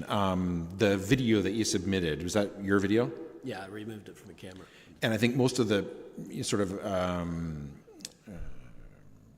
suggestions that you had were around distracted driving, right? Like larger stop signs, flashing lights, rumble strips and stuff like that to try and prevent people from being distracted when they're driving. Correct. This is awkward and I find this incredibly challenging, frankly, to take your delegation seriously when you submitted a video of you using a handheld device while driving a vehicle of how we should do things to make people less distracted while driving. Mm-hmm. I know when I talk to Oxford OPP, they will tell me that the number one issue that if they could fix, they would fix would be people using handheld devices while driving. Yeah. So it's very difficult, frankly, for me to take it seriously when someone says to me, here's a video of me driving using a handheld device illegally, and suggesting that we have more devices to stop people from being distracted while driving. Yeah, I understand that. Yeah, that wasn't my video. That was taking off the cameras off the truck. Yeah. Okay. Yeah. The camera in the truck moves around like that? Well, Yeah. okay. Yeah. Mounted, it's mounted, but it's, yeah. All right. Yeah. I can get more if you want. I can pull some off the other cameras. But I understand that. Yeah. Okay, do we have one more question from Councillor Finch? I think to answer Paul's question, moving forward, I think, like coming here to us to do a delegation, I think it would be wise for you to maybe go to Oxford County and give a delegation. That's how we climb the ladder to make things happen, right? Mm-hmm. Get that funding, get that coming down the train. Okay. Just a tidbit forward. All right. Appreciate it. And just one last comment from myself, just to clarify, even if this council wanted to do something and had funds to invest in making a change, can staff just clarify, do we have any jurisdiction when the intersection is controlled by the county for the township to make any changes to the controls of that intersection? No, we can ask for a study. I think it's important that studies are done on problem intersections before anything's implicated. From past history, a good example, the corner of 31st line and 74, we've put increased size of stop signs, stop ahead signs, lights on the stop signs. Nothing worked. We put a light above the intersection, and we're still seeing accidents there. So, it's a lot of man hours and money and equipment spent on something without doing the proper studies first to see what's going to actually fix the solution. So I think it's important, be a good first step would be, suggest and ask Oxford County if they're looking into maybe some further studies of what could be some, actual solutions for intersections like this. Okay. All right. And those processes, I know they can be lengthy and they can feel frustrating, but those processes are designed so that we're not asking residents to sit on intersections and do traffic counts themselves. We have, staff have technology to do that. Both at the township and county level, we do have policy framework around traffic calming and safety measures. And so while those measures are not always, there may be site-specific challenges to intersections where those initial measures and policy may not be the end solution. Mm-hmm. I've seen intersections that have had that closer look after repeat accidents through these formalized measures, through processes by the right group of staff where they have come forward and made additional recommendations because they've been able to capture what's different around this intersection. I think part of the challenge is when we have, we know there's a problem and we think we have what the solution is, often we're missing the opportunity to find the really sustainable, impactful solution. So what I'm hearing from this delegation is there's a lot of concern around the safety of the intersection, and what I'd like to see moving forward is county staff looking at that from a data perspective and working with the tools that they have, having that closer look and seeing if there's different changes that would be warranted because of the unique nature of this intersection, as well as having that broader look on the increased accidents across not only the township, by the county, by the different growth and driving behaviors that we're seeing, which ultimately at the end of the day is what I would like to see reflected back in policy change so that every intersection is treated with the same commitment to safety and not just ones where we have someone taking their time to come. So Thank you for your delegation. We don't have a motion before us, but I think we've had enough discussion on this, and you're welcome to submit for delegation on the county side, and you're welcome to continue conversations with staff, and they can direct you to county. Okay, well, thank you very much for your time, Council. I really appreciate it. Hopefully we can make an improvement around here. Save a life. So we have one more delegation. We have one more delegation for today. It's Sydney Williams from the Beachville District Museum to provide an update. You can come up to the delegation table. Make sure you use the microphone. It's fairly sensitive, so you don't have to yell right into it as I was earlier. 15 minutes for your delegation. Make sure you leave some space for questions and comments. Thanks. All right. Hi, everyone. Oh, that is a hot mic. Okay, so I am currently still the curator, the interim curator of the Beachville District Museum, though we have welcomed our permanent curator, Stephanie Raju, back on a part-time basis, so I'll just make you aware of that. This will be my final delegation to you, and she'll resume those in the fall. So we've had a very busy and successful quarter with just over 166,600 accounts reached through our social media channels, which is about 93% higher than we saw the previous quarter. So we continue to reach people digitally. As well, we've had a lot of additional visitors on site, with 4 school groups in this quarter bringing 131 students to the museum for our educational programs, grades 4-5 and grades 7-8.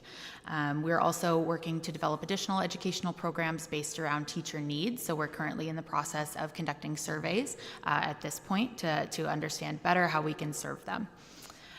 We've had in total this quarter 1,157 additional visitors on site, and that's for museum tours, various events, and so that's a high number of people to engage with in one quarter. And we've also, it's notable this quarter, we've started to implement a different tracking system for our visitors so that we can better understand their demographics, their needs, and how we can best serve them. As well, this quarter we've participated in 12 events, both on the grounds and outreach events in the community, and this includes the Historical Society's speaker series, Oxford Local History Day at the Ingersoll Library, and our first car show of the season, which brought approximately 600 people to site and raised over $1,500 for the Historical Society and museum collectively.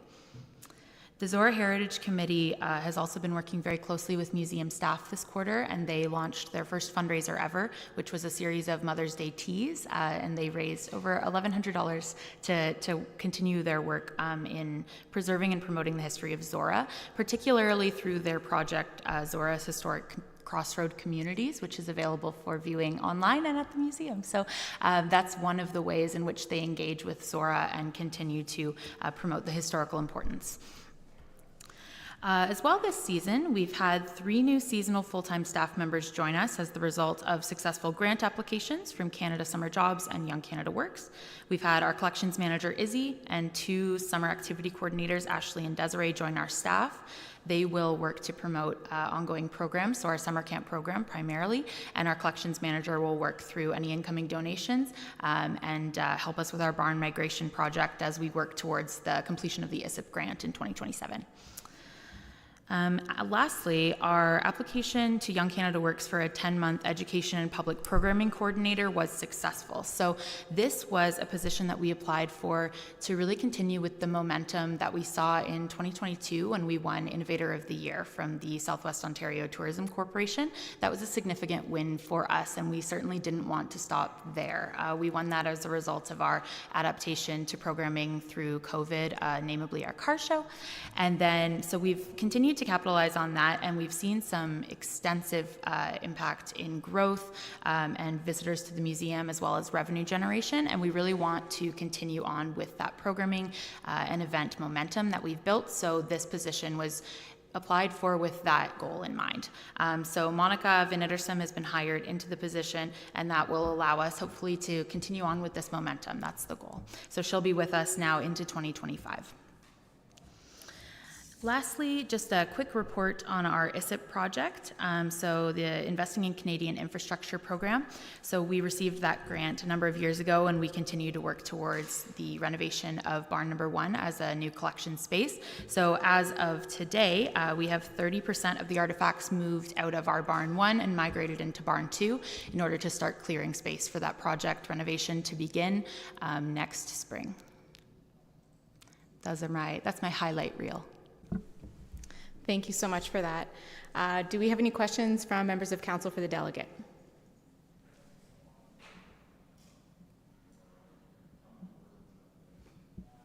None? Okay.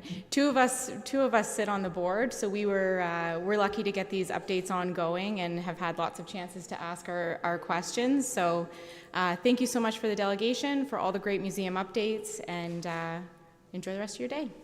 Thank you. So that concludes our delegations for today. So we're going to take just a 5-minute break and then come back for some staff reports at, what time is it? At 11:30. Thanks.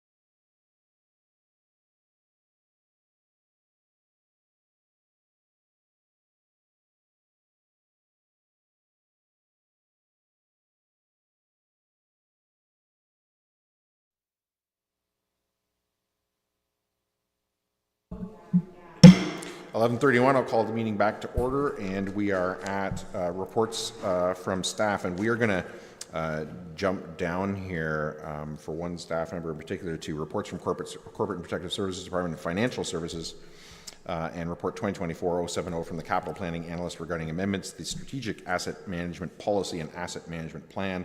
Connor, I will turn it over to you to highlight whatever you want for council, and then I will ask them for questions. Perfect.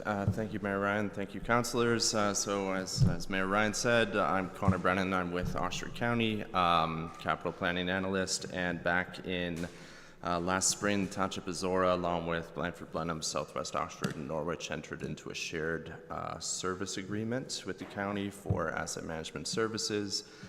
This asset management plan, along with the one for 2025, will be a part of that. And the overview that we have ahead of us, I just wanted to talk briefly about the OREG requirements for this asset management plan, the AMP outcomes for the 90-page document that you guys got to read this weekend, and the next steps. So if we could just go to the second slide down there. Thank you. So the asset management plan, the phase 2 is due July 1st, 2024. Phase 1 was the previous asset management plan that came to council and was published 2020. That was for core assets. That's your bridges, structural culverts, storm, and roads. And then this is all assets for phase 2, except for natural assets, which we'll get to at the end. And it should be noted that government has also tied grant funding to these asset management requirements, including the Ontario Community Infrastructure Fund, the Canadian Community Building Fund, which is previously the gas tax, and other application-based grants. And the requirements for this, the summary of the asset components, replacement cost, average age, and current condition, assessment approach, levels of service, and life cycle activities. That is all part of this asset management plan we have in front of us. And then if we go just to the next slide. So the AMP outcomes, we compared between different databases. So everything in GIS, we had the building conditions assessment done by a company called Facility Risk Solutions that was completed in November of 2023. And we compared all data from that, the roads need study, the bridge inspections that happen every 2 years, and all other internal databases that we had to come up with this. We also added unassumed assets into the database, so it wasn't it wasn't entered into the books. It was just replacement cost needs for the future for a sidewalk in an unassumed development. Growth assets were also added in, which is Chapter 5 of the DC study that's on tap to be discussed today. So that was DC capital assets that are over the next 10 years going to be phased in. And that was kind of the review process we did for this study. If we go down further, so the next slide is just the overall replacement value for all assets. Certainly transportation is the biggest chunk of that, bridge and structural culverts, further 27%, and then facilities, recreation, and fire. For this presentation, if we go down to the next slide, thank you. We're going to have 2 slides for each appendix, and then I figured I would open it up for questions for anyone that had any. Bridges and structural culverts. Structural culverts are anything larger than 3 meters in span. There are no structural culverts here or bridges in critical or poor condition. And the next bridge needs study, the OSIM review, Ontario Structural Inspection Manual. That's done in 2025. And if we go to the next slide, so this is the chart on the left is comparing the average annual current investment and the average annual investment requirement. So this is what our software, it's called Citywide, that's where we have all the assets in. It tells us essentially what the gap is. And so you see on the right, there's just a small projected deficit of $148,000 over the next 10 years. And The graph on the left shows future needs over the next 100 years in 10-year blocks. So certainly there will be a lot of structural culverts being replaced in the next decade, starting in 2034. Very large bridge needs year in, I think that's 2064, so on. So that's your kind of life cycle needs. Any questions on bridges and culverts? I think we're good to move on. So transportation, certainly this is the biggest portfolio for assets. This includes the roadways, stormwater assets, including small culverts less than 3 meters, and then various fleet and equipment assets. Majority of the assets are the roadways, that's 65%, stormwater is about 24%, and then the sidewalks, streetlights, things like that. The critical conditions, so the collector roads there's a large chunk that's red. That's the majority of the gravel roads. They're not actually that in that bad of condition. That's based on the 2019-2020 roads needs study. And the next road needs study is happening, I think, this year. And it'll reassess the conditions, and then it'll be tracked from there based on re-graveling of each of the roads, which is on a 2 or 3 year cycle. The culverts less than 3 meters is a large chunk of the needs here. We didn't have a great idea of when a lot of them are put in, particularly the entrance culverts. We had put 1975 for a lot of these assets, and based on the needs, a lot of them are coming up over the next 10 years. Condition assessments are much easier and more practical to be done for road crossing culverts, and entrance culverts are generally replaced as they fail. If we go to the next slide there. So the $7.8 million gap here, again, a large chunk of that certainly is the small culverts. But the graph shows certainly a lot of the future needs for collector road replacement are 70 years down the road, so we have time to make up that deficit. And then just also want to note stormwater. So in this appendix, there was a section where I think it was 3 to 4% of properties in Zorra are not resilient for a 100-year storm. And as stormwater mains and infrastructure is replaced, it sometimes needs to get upsized, and that dollar figure and those costs wouldn't be part of these figures here. And so roughly we're underfunding right now at approximately $800,000 a year. But again, this is the small culverts. It is a big chunk of that. And as we get a better assessment of those replacement needs, that number should come down. Any questions in transportation?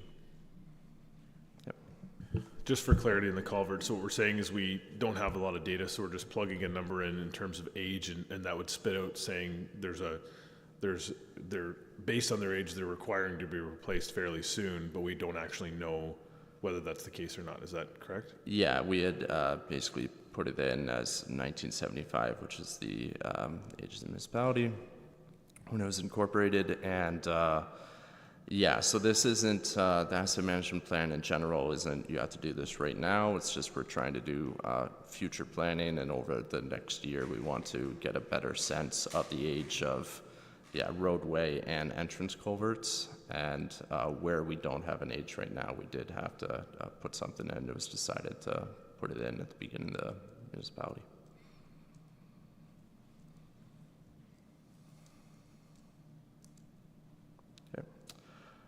So moving on to the next appendix, recreation.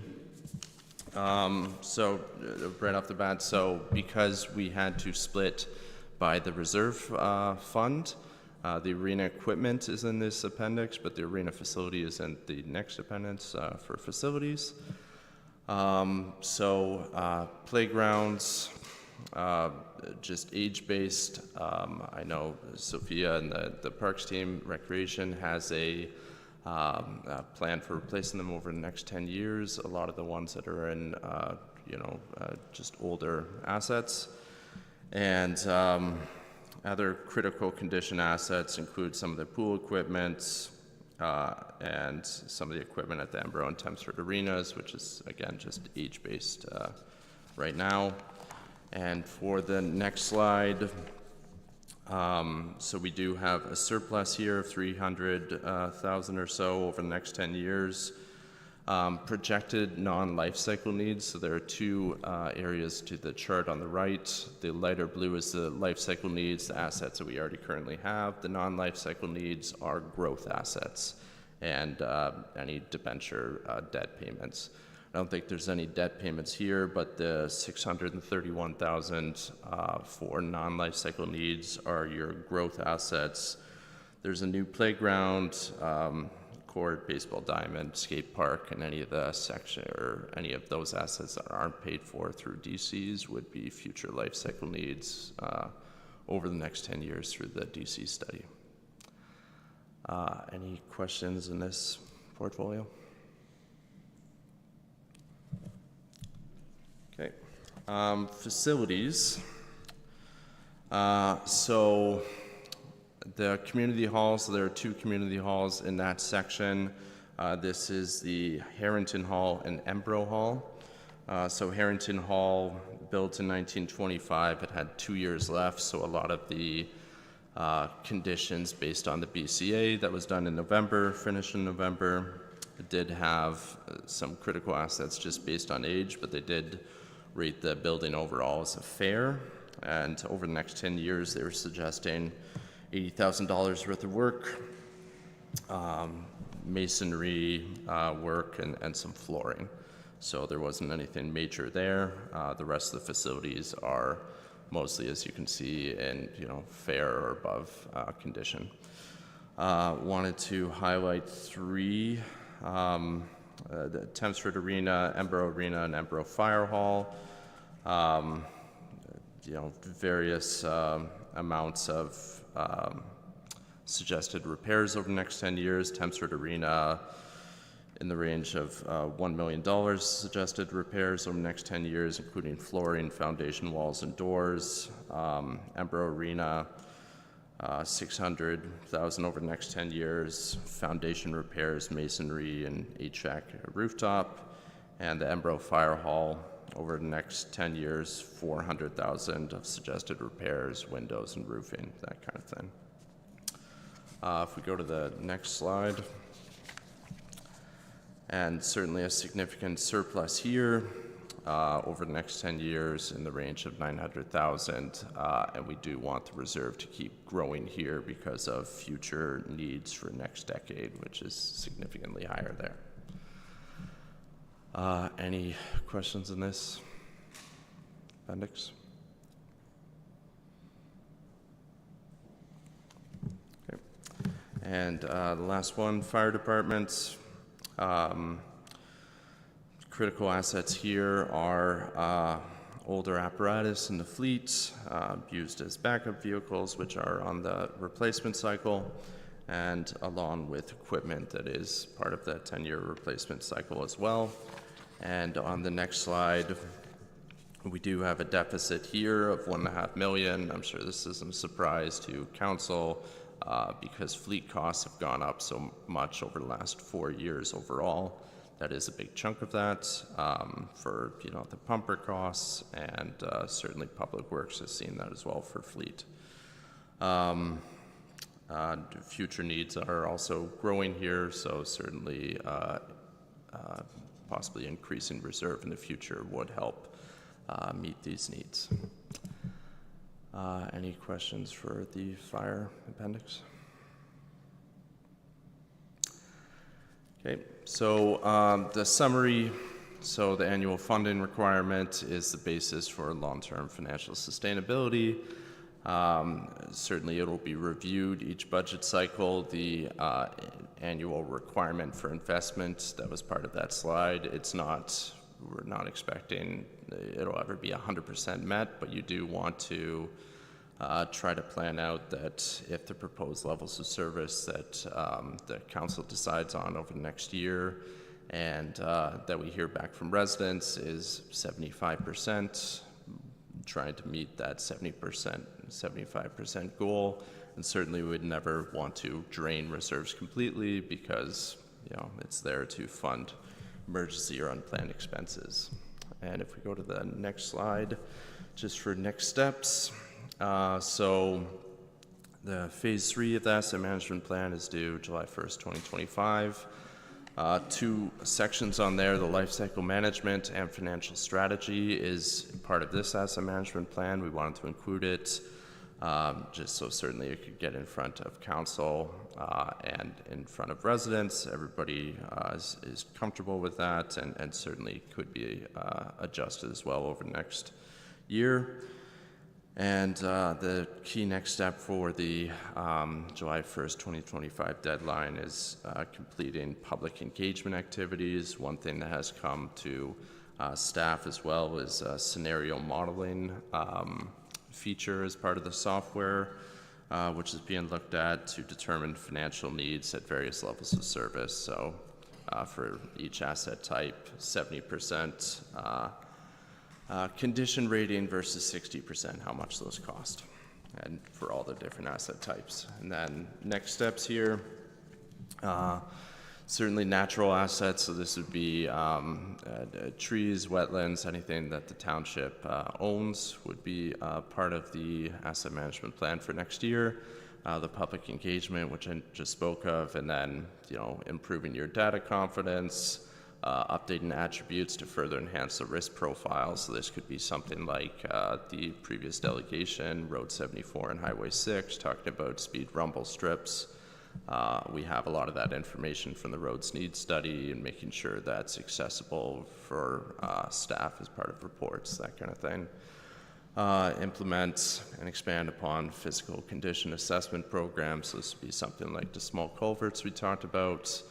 Refine levels of service and risk frameworks, propose service levels, and then reserve target balance as well. So we're asking the software to calculate how much should be set aside in the reserve each year to pay for all required investments. So this is based on each asset type. If we want to make 70% condition across the board, how much should we have in a reserve to meet that over the next 10 years? Those are kind of the next steps for the program over the next year. Any questions from council? Questions from council? Deputy Mayor. Natural assets. What constitutes a natural asset? Yeah, so it would be everything from water courses, rivers, wetlands, trees. Certainly the majority will be trees for the township. I'm trying to think of, so there are no dams owned by the township to my knowledge, but anything within township land. It's not a holistic view of all of the township because certainly a lot of it is owned privately, but anything in township land that is in that envelope. Any other questions on the report? Moved by Stewart, seconded by Finch, that council adopt amendments to the Strategic Asset Management Policy number 500-04 as attached to report 2024-070, and that council adopt the 2024 Asset Management Plan as attached to report 2024-070. Is there any discussion? Councillor Mitchell. Yeah, I just, this is incredibly well done. All 3 components of this, the report, the policy, and the asset management plan. I was really impressed with the amount of information and the format it was presented in. So I want to give my compliments to Brennan and Diane and all the other staff that was involved in preparing this. It's unfortunate it came in a jam-packed agenda, which I think stifles our time that we can devote to talking about it today. And it also, in my case, when you get 770 pages to kind of wade through it, it was a I would have loved to spend hours and hours going through all those charts, but I understand why the timing of that report coming forward. Generally, what I got out of it was the funding shortfall is problematic, and we need to look at how we're going to do that, especially in the near future. But it's not a crisis situation, so that now that we have the information and there's more information coming forward, we'll come up with ways to deal with this. And as I said, excellent documents, and I look forward to looking at them in much more depth as we get into budgeting, because I think this is going to be very valuable information on where we're going with budgeting this year and in future years. Yeah, and through the mayor, thank you very much. And yeah, certainly it is an iterative process, and it is a kind of living document, and the updates will be made for next year. But yeah, it will certainly be helpful for budget, for capital review, and capital planning for the budget going forward. Anyone else? I would just, I agree with Paul's comments about how valuable this is and how well put together it is. I would just suggest to council and any residents watching that we really need to make sure that our residents understand that this asset management plan and appropriately funding it is one of the most fiscally responsible things that a council can do, is to actually say, we're going to look after these things that we own. I think we are, in some cases there's surpluses, in some cases there's deficits. We're going to get more refined data. We're going to, it's a plan. We're going to refine it before, we set a budget. But I would just encourage council to make sure residents understand that this asset management plan really determines a large majority of the budget that's going to be put in front of us for 2025, and frankly, 2026 and 2036, as was made clear here over the coming decades. We own a lot of stuff, and it costs money to look after a lot of stuff. Unless we're going to get rid of that stuff or decrease service levels, to some extent, you're going to grade that road, you're going to pave that road, you're going to replace that culvert, we're going to put a new roof on a thing. And I think that residents should feel good that we have such a document like this in front of us that assesses that. What is all the stuff that we own? What is it going to cost to maintain it? I know it's not the most exciting thing for residents to look at as an asset management plan, but if they really want to talk about where their taxes come from and what services they get, it's almost everything that we do is in that document in one way or another. Even if you say, well, I don't care, I just want the splash pad. Well, in a few years, we're going to have to do some stuff to those splash pads to keep them up. And there's the bill for it. Deputy Mayor Grigg. Absolutely agree with everything you just said. And I think as one additional piece to it, I think that this document is also going through this process and then reviewing this document. It's a great contextual lens in relation to consideration of new assets. So anytime we're talking about new projects, whether they are funded in collaboration with the community up front or something that's fully funded by the township, that these will be assets that would be plugged into this asset management structure, and that the costs of them are not just those upfront day one costs, that it's the ongoing financial responsibility of owning these things. So I know for myself, when I first got in this chair 5 or 6 years ago, I was thinking about the affordability of the day and the impact on the tax levy of the day. And this process has really shifted how I think about funding and that life cycle costing being captured, and having sort of a network of things that we own and operate that aligns back to what we deem to be affordable within our tax levy, based on our population and the range of properties that we have here. So I would also encourage council to utilize this document in those conversations around the new wishes that we have for new things for our community. It's not just the upfront cost. It's all these ongoing costs, and we need to consider it in relation to our existing ongoing costs. Yeah, certainly the balance through the mayor, the balance of current and future costs is a key part of the asset management plan and capital planning going forward. So yes, well said. Any other discussion? All those in favor? Opposed? That is carried. Thanks, Connor. And then we will go back to the beginning of reports from Public Services Department and 8.1A, Report 2024-052 from the Director of Public Works regarding roads. Steve, is there anything you want to highlight for council before I ask them for questions? No, I'm open for questions. Thanks. Questions from council on the report? Councillor Mitchell. Steve, it's been 7 weeks since I've had a chance to pick your brain, so I have 5 quick ones. Has the persistently rainy weather been a help or hindrance to graveling and dust suppressant applications? No, actually the rain events have been more beneficial than, there've been a few rain delays to operations, but the extra moisture in the gravel surface has helped with the calcium. It's always better to have a bit of moisture in it, then it makes it last longer and does a better job. So it's been, farmers don't like it, but we do in this time of year.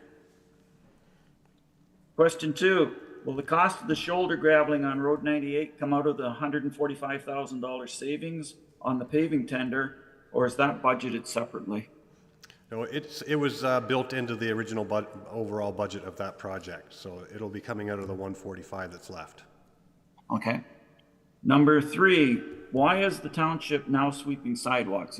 Given our budget restrictions, it seems a strange time to be expanding our services. Right. So for several years, we've been getting, some concerns about the amount of sand left on the sidewalks after winter operations.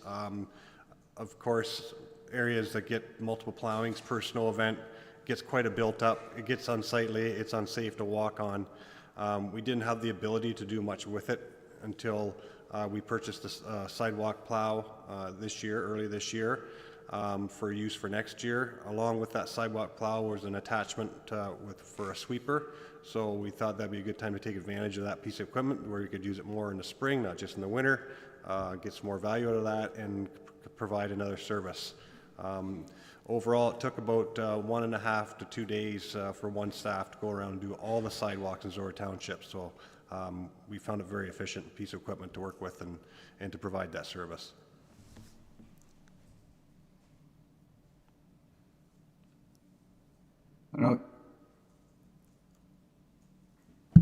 Yes? Okay, can you hear me? I just got a note that my internet's not working great. Last question about the new fueling station. How does that work differently from the old station? So it documents everything. So instead of staff having to remember how many liters they put in what piece of equipment and write it down, it does it automatically.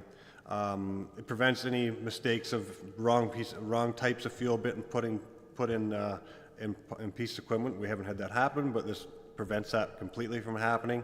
Other departments can use it, and it's tracked. Other departments that want to use the fuel tanks can use it, so then it's tracked for each department how much fuel is being used in their equipment. It's all up to today's standards. It's got overflow protection.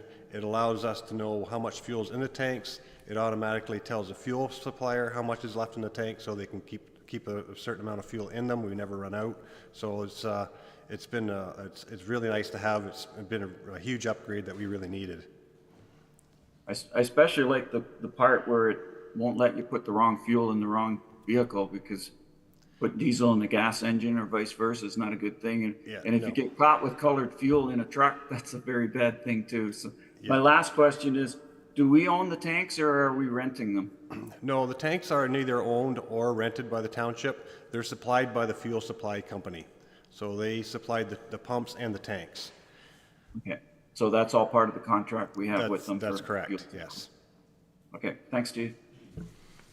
Any other questions on the report? Oh, I don't have a mover for this one. Oh, or that one, or that one, or that one, or that one, or that one. Hold on. She can do them all. Thank you. Moved by Finch, seconded by Stewart, that report 2024-052 from the Director of Public Services be received and filed for information purposes only. Is there any discussion? All those in favor? Opposed? That is carried. And 8.2, Recreation and Facilities Division, report 2024-054 from the Manager of Recreation and Facilities. Sophia, is there anything you want to highlight for council before I ask them for questions? Nothing to highlight. Questions from council on the report? Let me just double check my notes and see if I had any questions.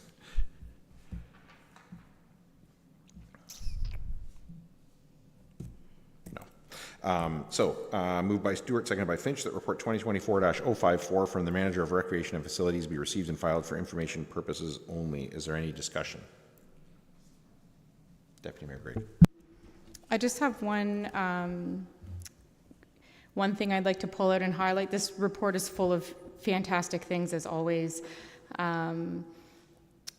I really found the capital project tracking chart to be a useful tool, something that we've seen show up in Public Works reports, and to see this in the recreation realm, I think, has been really helpful tool for me.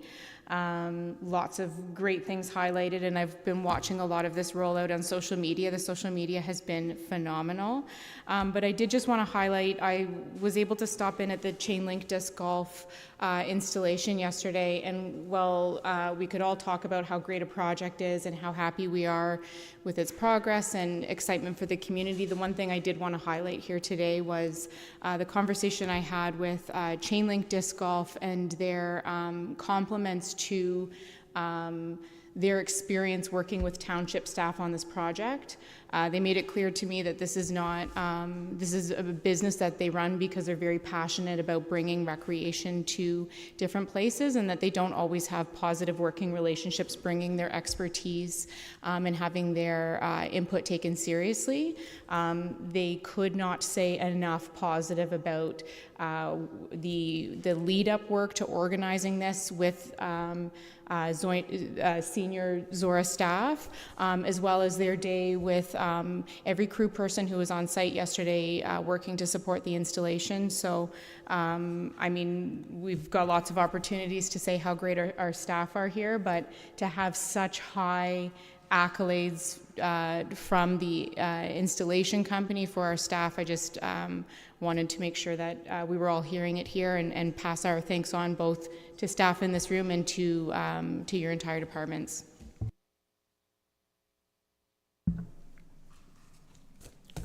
I do apologize. Any other discussion? All those in favor? Opposed? That is carried. And 9.1 emergency services. Sorry, reports from Corporate and Protective Services Department. 9.1 emergency services report 2024-072 from the fire chief. Josh, is there anything you want to highlight for council before I ask them for questions? I would like to take a moment to thank the fire service in Zorra for all the work that they've been doing. They've been doing a lot of volunteering outside of their regularly scheduled duties. Car shows, Easter egg hunts, hall tours, and putting in a really good showing in the pickleball tournament. Thank you very much.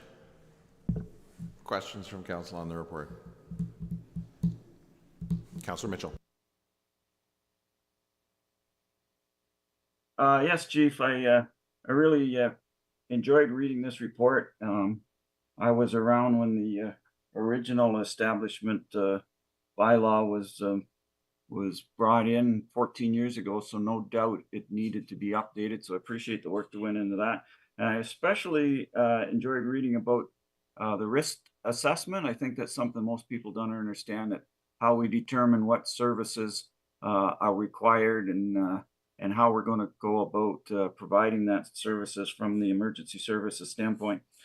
Of all that reading, there was one thing that I didn't understand, and that was in the establish and regulation bylaw, item 5.9, which is on page 117 of our agenda.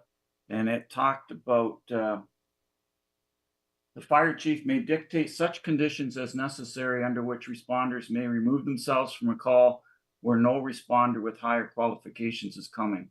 And I just didn't understand what that was all about. I thank you for your question.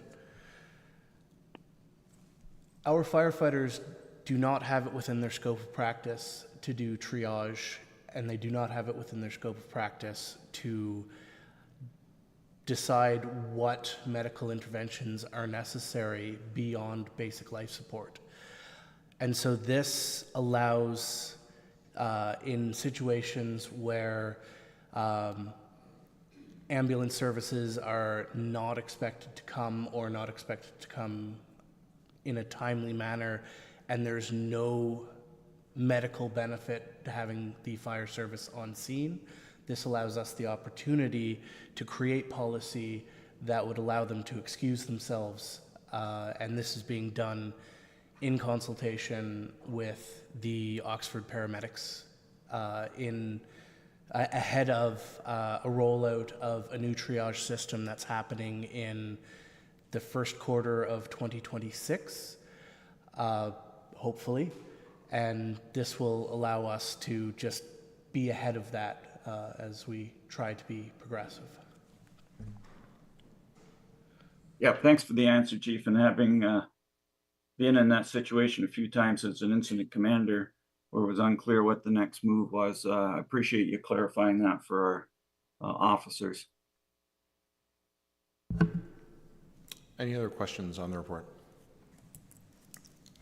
Moved by Finch, seconded by Stewart, that report 2024-072 from the fire chief be received and filed for information purposes, and that council enact bylaw 33-24, fire establishing and regulating bylaw, and that council enact bylaw 34-24 to appoint deputy district chiefs Matt Hopkins, Corby Kerwin, and Mark Woods. Is there any discussion? I guess I would just make a comment that, much like Paul said, I loved to read through this and where it talks about, you know, DDCs and SOGs and automatic and mutual aid and CRA and the fire master plan. Those are all the things that, the reasons that, you know, while residents may not know those acronyms, those are all the reasons the council has a fire chief and a fire department, is to implement those high-level policies and come back in the context of the asset management plan we just discussed and talk about, so how are we going to actually deliver those things? And then that moves down to the chiefs and the deputy district chiefs and the firefighters and the training crews to deliver it. So again, it's welcome to have staff giving council the information that is all in fact happening. Anyone else? All those in favor? Opposed? That is carried. And 9.2, Building Drainage and Bylaw Services, Report 2024-068 from the Bylaw Enforcement Officer. Is there any update from, I guess, you, Karen, before I ask Council for questions? No. Questions from Council on the report?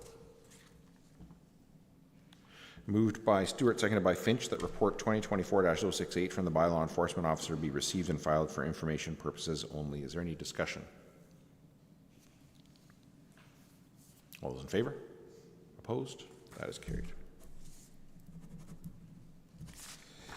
And 9.2B, Report 2024-064 from the Chief Building Official Drainage Superintendent regarding monthly departmental activities. Mike, is there anything you want to highlight for Council?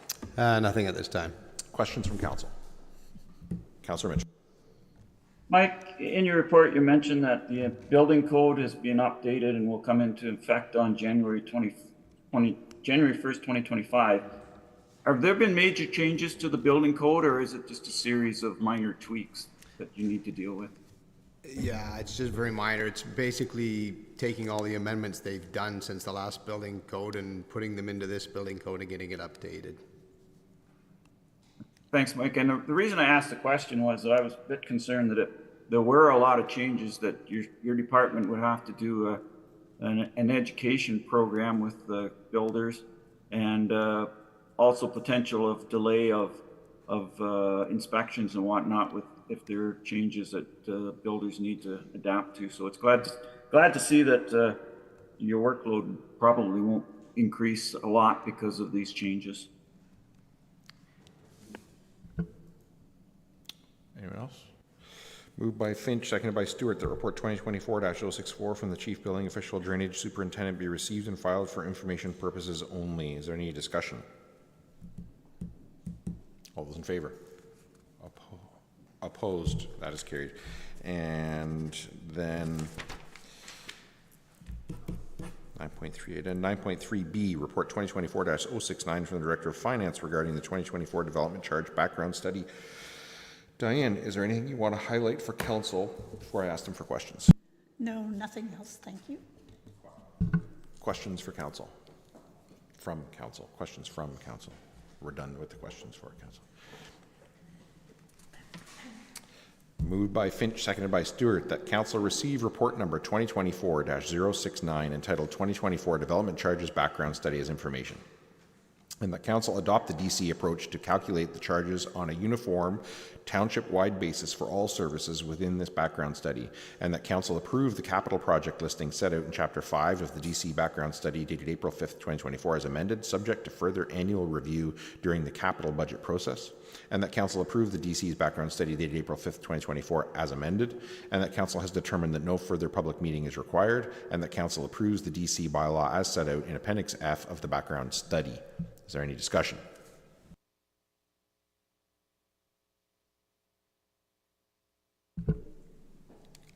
All those in favor? Opposed? That is carried. That's a big one. 9.3C, Report 2024-071 from the Director of Finance regarding the 2025 Budget Survey. Diane, is there anything you want to highlight for council? No, there's nothing else to add. Questions from council? Moved by Finch, seconded by Stewart, that report 2024-071 from the Director of Finance be received and filed for information purposes only. Is there any discussion? I would just add, I think, I can't remember whether we've shared it yet on social media and stuff or not. I'm sure we will, but the survey is live now, so residents can go there anytime they want. Speak Up Oxford, pick your township, and do the questions. And for anybody watching this who's interested in it, you just answer the questions. It'll sort out which level of government they go to. All you got to do is give your input, and the input will show up at budget time when this council considers that budget. All those in favor? Opposed? That is carried. And 9.3D, 2023 drain maintenance costs to be recovered from other organizations or billed as part of the 2024 final tax billing. Diane, is there anything you want to highlight for council on that one? I'll pass it on to Kim to see if she's got any other questions. Nothing to highlight at this time. Questions from council on the report?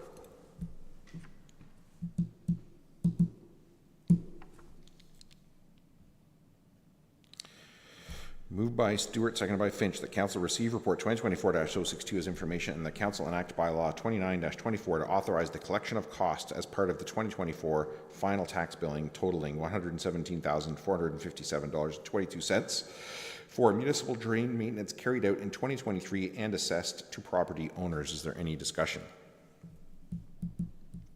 All those in favor? Opposed? That is carried.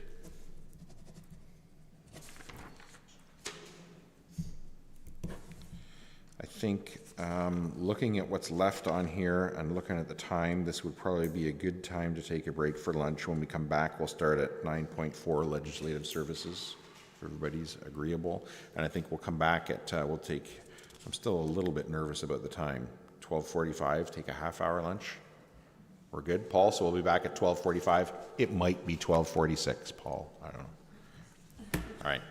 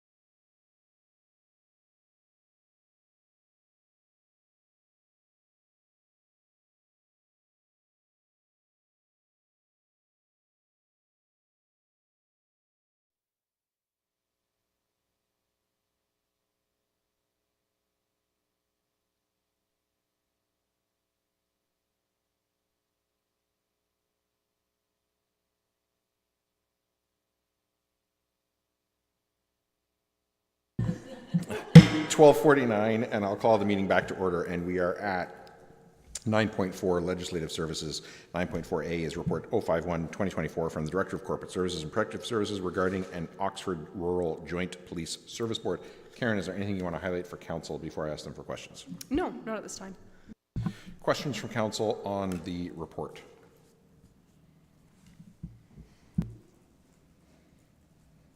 All right. Moved by Greg, seconded by Finch. Whereas the Province of Ontario passed the Comprehensive Ontario Police Services Act 2019, Bill 68, which establishes the Community Safety and Policing Act 2019, CSPA 2019, on March 26, 2019. And whereas the Community Safety and Policing Act 2019, CSPA 2019, was proclaimed on April 1st, 2024. Whereas the Ministry of the Solicitor General has approved the creation of a joint Oxford Rural Police Services Detachment Board governing the Township of Blandford-Blenheim, the Township of East Zorra-Tavistock, the Township of Norwich, the Township of Southwest Oxford, and Zorra Township. And whereas the Oxford Rural Detachment Joint Board must be established and formalized, and whereas the Oxford Detachment Joint Board will be composed of an elected official of all participating municipalities, one jointly appointed community member, and one provincial appointee, now therefore Council hereby appoints Kevin Stewart to represent the Township of Zorra on the Oxford Rural Detachment Joint Board, that an ad hoc selection committee, herein known as the Oxford Rural Detachment Joint Police Services Board Community Appointment Selection Committee, be formed to select and appoint the required community representative to the joint board for a 2-year period to rotate through the area municipalities in alphabetical order, that the same member of Council appointed to the Oxford Rural Detachment Joint Board be appointed to the Oxford Rural Detachment Joint Board Community Appointment Selection Committee, and further, that Council supports the Township of Blandford-Blenheim advertising for one community appointee. Is there any discussion? Deputy Mayor Gregg. So this has been a long time coming. And I think there was a section of time there where we had a lot of questions and not a lot of answers. And there was some uncertainty around when we would get to this point. So mostly I'm just excited to see the process moving forward. We're moving to a new structure, and I'm happy to endorse appointing Councillor Stewart to this position.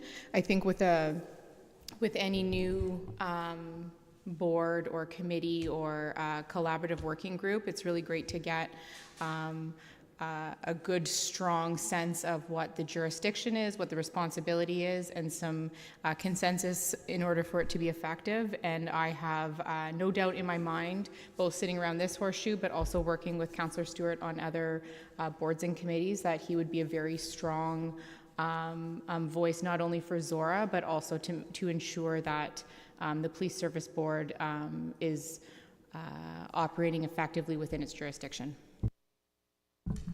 Anyone else? Councillor Mitchell. Yeah, I just want to thank Kevin for stepping up and taking on this responsibility. He's already got a ton of things on his plate. And I think there is a fair bit of time commitment. I mean, at least 6 meetings a year, plus all the work that goes into preparing for those meetings. But I think he's going to find it very interesting to be on the ground floor of this committee. So I just want to thank him for adding another item to his bundle of tasks. Councillor Stewart. Yeah, I just want to say that I'm excited to try this out. I think the challenge to me seems like it's because it's new. As you mentioned, it's going to come with some learning for everyone involved, and I think that's going to be important to maintain some efficiency in that process rather than sort of spinning in circles. I do understand that different municipalities had different approaches to policing, so I think that'll be another challenge that we need to overcome, but I'm looking forward to the challenge.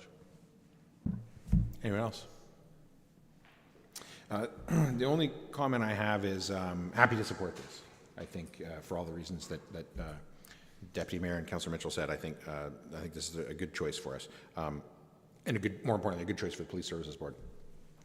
And I think we have to, now that it is a reality, and we need to make it, as you say, as efficient, as high functioning as possible. But I do think that we didn't ask for this, and we were in consultations with the province pre-2019 before they ever did it. I can't remember exactly when that started. In my head, it was like 2016 or something, but anyway, a long time. And I wonder if it would be possible for Zorra and potentially the other member municipalities of this board to track our costs associated with this, because the province passed the legislation and we are going to populate this board, and we're going to do it right, as you say. We're going to do it right. We're going to extract maximum value out of this and make sure it's done right for residents. but there's a cost that certainly Zorra taxpayers were not paying before, that we will be paying now. Do we have the ability to track that cost on an ongoing basis? And I'm not suggesting the province would ever pay this bill, but I would certainly be willing to go to the Solicitor General and say, by the way, here's the bill for the extra thing that you make us do now. And I think we should at least attempt to have that conversation. Anyone else before I call the question? All's in favor? Opposed? That is carried.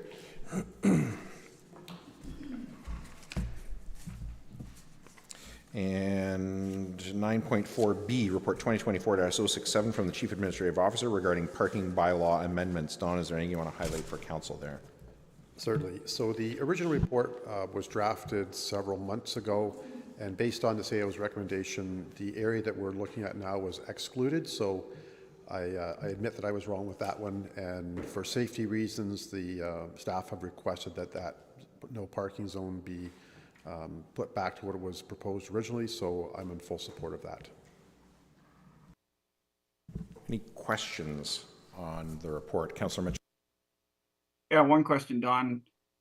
Are we making the change because people were parking in that 9-meter zone that we had designated, or because they're not parking there, but still the sight lines are not good? It was because the sight lines are still not good. For some reason, there was 2 large pickup trucks that were parking right at the very edge, and it did make it very unsafe for staff pulling out of TDRC to see oncoming traffic. Okay, thanks, Don. Any other questions? Deputy Mayor Gray.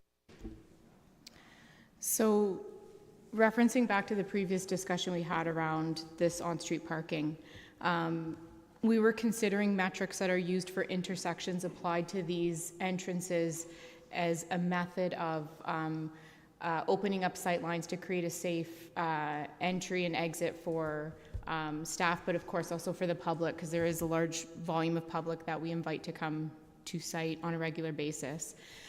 Is there any other, like if the 9 meters isn't sufficient here, is there any other metric or piece that we have in either in our traffic calming policy or elsewhere that we can utilize here to expand that beyond 9 meters? Like, I guess my area of concern is how is this 9-meter setback different from the 9-meter setback at other intersections? Or are we looking at these entrances as something separate from intersections that would have its own series of metrics? Yeah, it's safe to say that the entranceways to the arena are kind of a unique. They're much more narrow than what I would say an ordinary intersection would be, where you don't have a full 2-lane in and out, which makes a big difference to your distances from your for sight lines and turning movements going in and out, especially if somebody's parked there and there's pressure to get in or off the street. So I think this is a good move. It'll for sure increase safety for users coming into the arena. To my knowledge, we haven't had any issues at any other intersections with this 9-meter setback. I think because of the area and the consistent and same type particular vehicles sitting in those locations is causing more of an issue than anywhere else. But I think this is probably a good move for now. Any other questions on the report?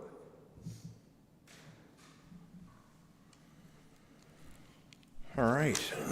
Moved by Grigg, seconded by Stewart, that Council receive and file Report 2024-067. Deputy Mayor Grigg, is the mover. Do you wish to speak to that? So the motion is just to receive and file this information and not take action at this time. Some of my area of concern, I mean, we had previous discussions around the site and the safety of entrance and the visibility in the sight lines. So one of the things that is that I'm feeling some caution around in terms of doing additional change is that we haven't had any time to sort of really measure the impact. We know that that we've had some feelings around safety, but we haven't had any chance to measure what that impact is. And because Middleton Street has been an ongoing conversation with multiple attempts at traffic calming, one of the things that we have in our traffic calming policy is that on-street parking acts as a traffic calming measure, and that feeling of unsafety sometimes is also what influences driver behaviors to slow down a bit. So one of my fears in taking an action immediately after just previously modifying our parking bylaw to increase safety is that we haven't given it a chance to offer the safety aspects. Of course, we want to make sure sight lines are clear, and of course we want to make sure that we have safety entering and exiting. But from this report alone, I didn't feel like there was enough information to justify why this intersection should be treated different than any other intersection. We heard a delegation today around feelings of safety and volume of collisions in related to an intersection, and I get comments and questions all the time in relation to 9-meter setbacks from various points. And I think, we can deviate from our policy in order to achieve something specific, but I did not feel like that was what was being warranted in the report today. So I am committed to improving the safety of this location, but I think it's both for the traffic calming impact of Middleton, as well as the safety of entering and exiting, the 3 separate points available to exit and enter on that property, which if one of them is more concerning than the other, maybe there's other ones that can function better. I would be open to an amendment to ask for a subsequent report that could potentially provide some additional measurements that we could consider, but right now, we have spent a great deal of time and energy moving towards a more structured and unified approach to traffic calming, and that is how I would like to approach how we proceed with this location. Councillor Stewart is the seconder. Yeah, I think the Deputy Mayor covered most of the points that I was looking to bring up, but I think what stands out to me is just a consistent approach to the changes we make on our roads and entrances to facilities from a safety perspective. So again, if we're using data as our baseline here, I would, again, want to see that there's some time that goes by where we're assessing this. I think, I was initially going back to the first discussion on this. I was more than happy to say let's close and put no parking along this entire stretch. What was brought back was a very reasonable solution that we bring forward. It's not an intersection, obviously, but it is a busy location where we got a lot of traffic coming in and out. So it's like an intersection, and so it made sense to apply the standard setbacks that you would see at an intersection. So I think we've put a good measure in place. I've certainly seen vehicles there, and I'm certainly still creeping out. I spend my fair time at the arena, both for soccer and hockey, and I definitely have seen the concerns. So it's not as if I'm oblivious to what's there. I think as the Deputy Mayor said, when we talk about all the extra cars on the road, has slowed down that road over time significantly, where we don't have people bombing down Middleton at 70 kilometers an hour anymore. So overall, I think it's hard to say this one specific instance has caused maybe a little bit of concern here at the entrances, but I think Middleton has changed significantly with the development on the east side there. So I'd like to sort of see it a little further analysis on it, or maybe some more evidence to say that this is a much better solution for these empirical reasons. If staff are coming in and out, and I traditionally see those vehicles on the far side of the arena on the south side, maybe they could be using the very last entrance or exit on a regular basis. I'm not sure if that's what's happening right now or not, but if they feel there's more sightline issues closer up to the building on the north entrances, then that's a possible solution. But I'd like to see a little bit more information before we change things again. Anyone else? Councillor Mitchell. Yeah, I understand the concern about yo-yoing back and forth from we're going to do this and a few months later we'll do this. And then my question, I guess, to staff is that their recommendation to ban all parking along there was based on, I guess, trying to drive out and looking up and down the road and seeing that the sight lines are not as good as they should be. Is there some other way of measuring the impact of leaving it the way it is for another a period to look at this, or of all we got to go by is when you look down the road, can you see what's coming? And are we potentially going to have a fender bender because we haven't addressed what was staff's concerned about sightlines?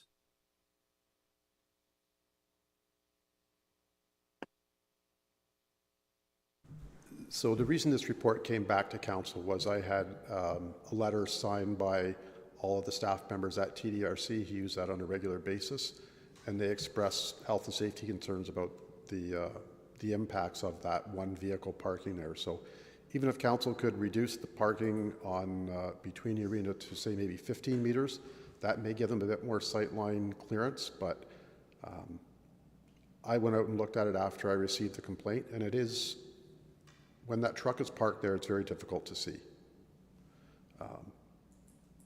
So, looking at the safety of the employees and other patrons that use the facility, it was recommended that we remove that just in front of the arena, the 4 or 5 spots that we would lose, just to make it safer for people coming in and going out of that site. Anyone else? Councillor Stewart. Sorry, just to come back, just to confirm what the recommendation is right now is to only eliminate the parking within the first 2, if I'm coming from the north, within the first 2 entrances, and not the next section as well? So it's just the area between the 2 entrances, that's all. Between the first 2. First 2. The north 2. Yes, that's it. Deputy Mayor Green.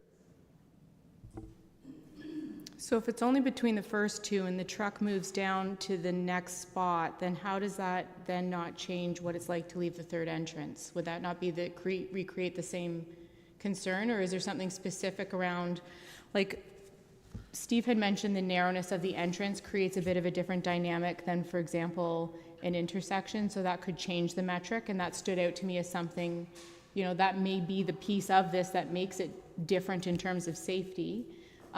But by eliminating that parking between the 2, are we just recreating the same safety concern just for the further entrance down?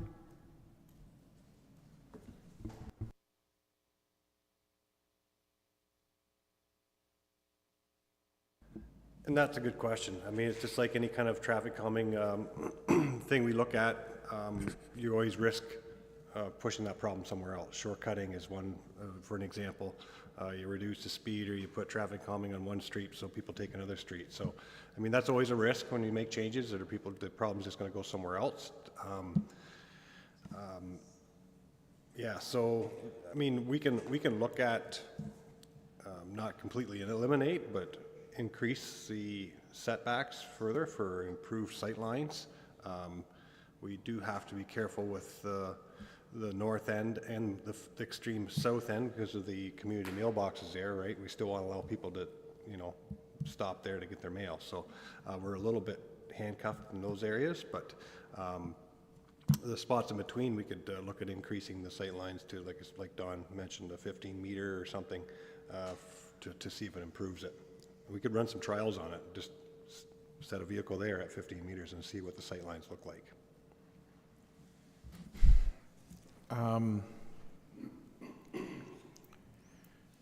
This is an important issue. I know a lot of our residents care about it. They come and go from the arena, as you say, for hockey or soccer, Lions events, Cal Olympian, right? And they care about this, and it's an important issue. I wonder if this is the right group of people to be deciding it, to be honest.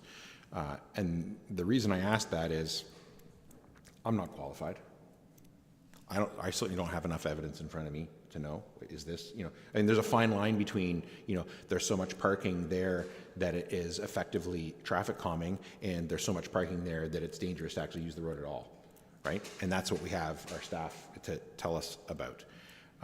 So I mean, I lean definitely towards the case that the Deputy Mayor and Councillor Stewart have made, which is like, we have policy on this, we just implemented this change, let's just wait for a while and see what happens. That's generally what we do with other such changes, right? We make the change, we wait. So I tend towards that. But I wonder if the bigger thing is, do we need to ask staff for like a parking policy and then just say, they recommend a policy to us, we consider that policy, and we adopt that policy, whatever that looks like, and then staff do this. Because I'm wary of council ending up going like, oh, I don't want parking in front of my house either because my neighbor's driveway is close. Okay, now we're doing that too, and now, well, I need it because I have a big trailer that I park, and this is why council should be implementing policy so that we don't politicize where people do and don't want parking. Where Kevin thinks it's perfectly safe and Marcus doesn't think it's safe. So, and it doesn't really matter. Right? So I wonder if, I lean towards the receive and file, but I wonder if the bigger picture issue is council probably shouldn't be debating whether you're allowed to park your truck there or there. What we should do is have a policy from staff that says this is how we determine where parking is and isn't, what's safe and what isn't, what's traffic calming and what isn't, and then hand it off to them to do that work. Deputy Mayor Greg.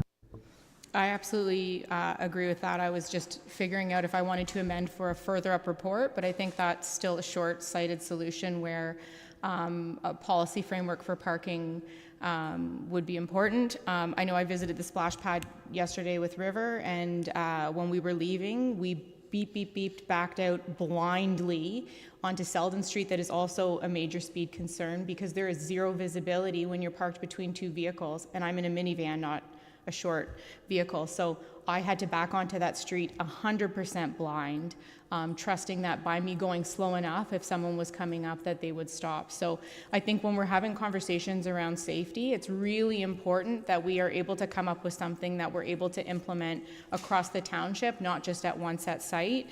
The only concern I have with waiting for policy, because it is going to be a time issue, is that do staff feel like there is a viable solution to help address the current health and safety concern of our existing staff in the interim, so that if this change is not made on site at TDRC, that they would have, is it potential for them to utilize one of the other entrances and exits that are not beside the specific oversized truck that would allow for them to operate safely as we wait for policy? I just want to make sure that we're not waiting for policy at the risk of the safety of our staff, and I mean, as well as everyone who's showing up to that same space for pickleball and soccer and all the other programs that happen at the same site. Yeah, I think it's safe to say that there's other options for the interim while we dig into this a little deeper. That it would be fine.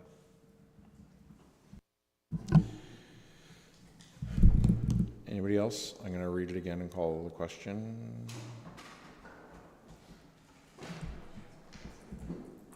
You want to take 5 minutes? Let's take 5 minutes.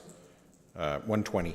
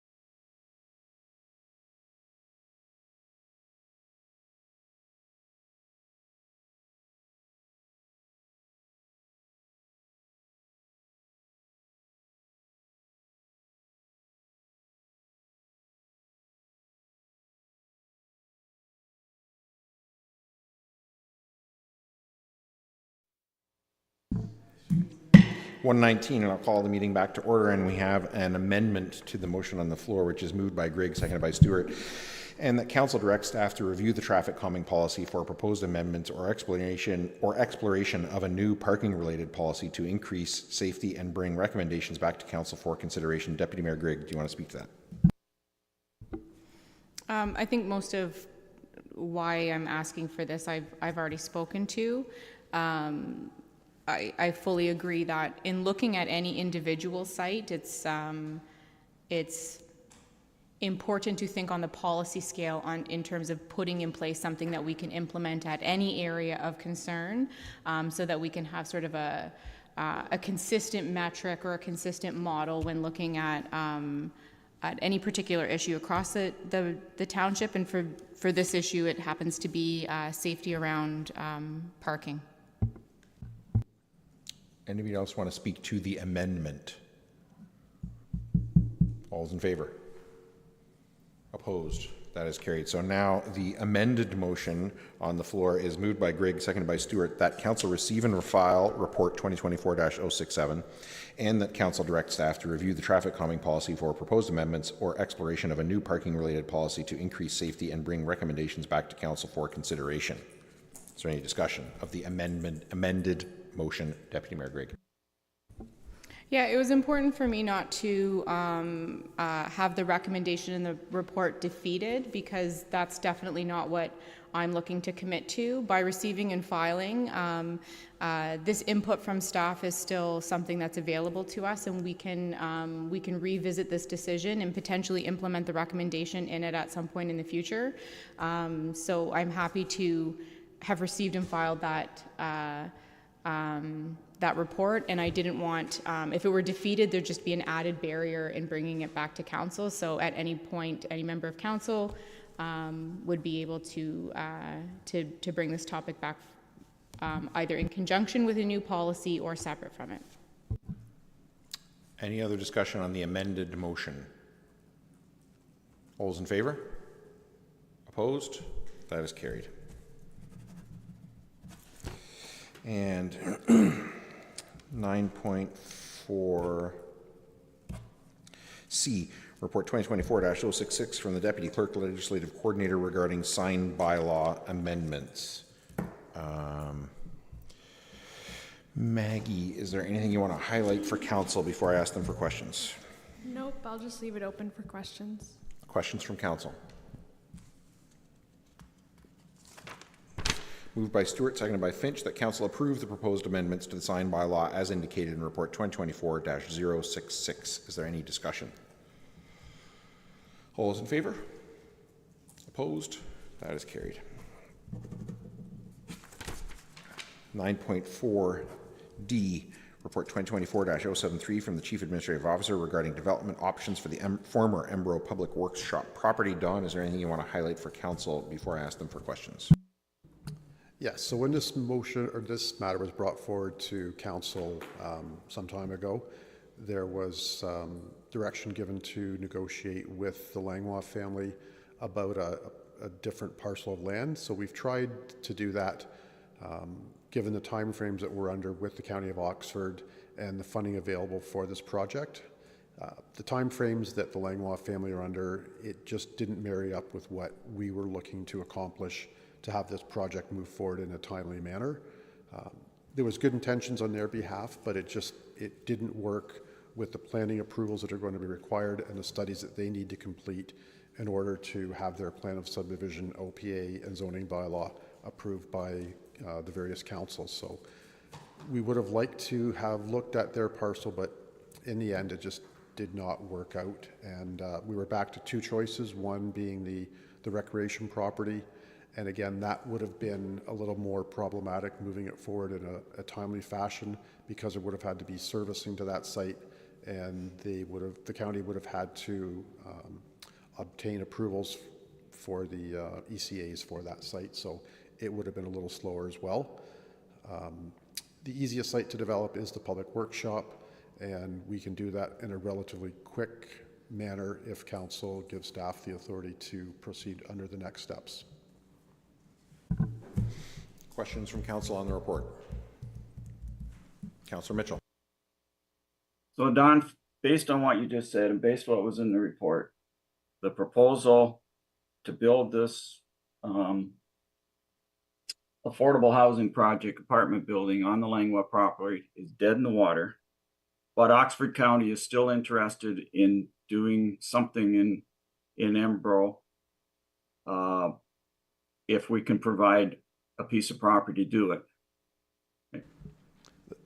Am I right? I'm right so far? That is correct. The county is very interested in a project in Embro. They haven't moved on to somewhere else and said, you missed your opportunity. But is it still contingent when this original idea came to us from the county over a year ago? It was contingent that we donate the land to make this project work. So is that still a condition if we were to proceed with the affordable housing project? That is correct. Okay.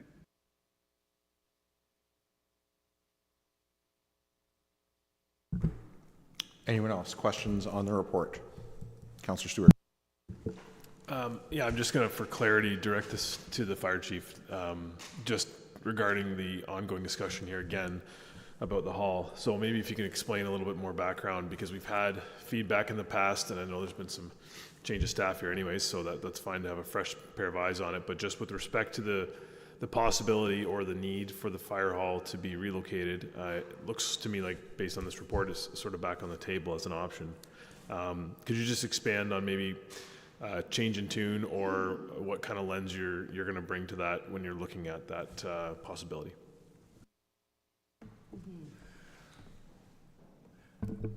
Yeah, I'm kind of new to the table with these discussions, but I know just in my short time being here, observing and just kind of stemming from Brennan's presentation around. I was asking fire chief.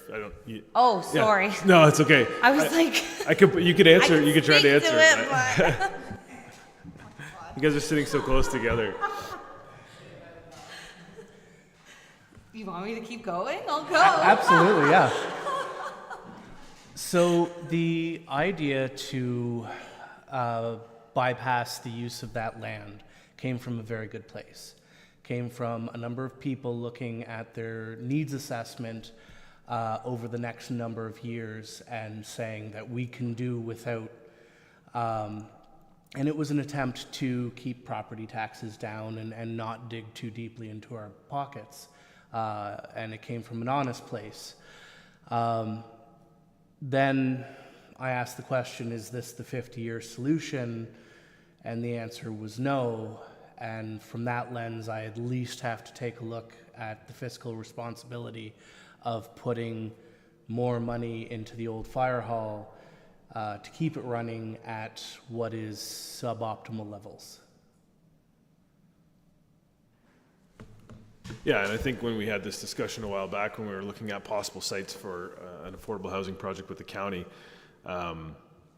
we said then that we have land, it's hard to give it up and then try to get something back. So we have to make the best use of the land we have. Maybe this is more of a comment for later, but I'm glad that we're back to looking at all available potential options for it. Any other questions on the report? Councillor Finn. Don, did you carry out the testing with the neighboring property owner? Like that's all taken care of? So what we would have to do is just make sure that we get signed agreements from the neighboring property that we would be able to test their water.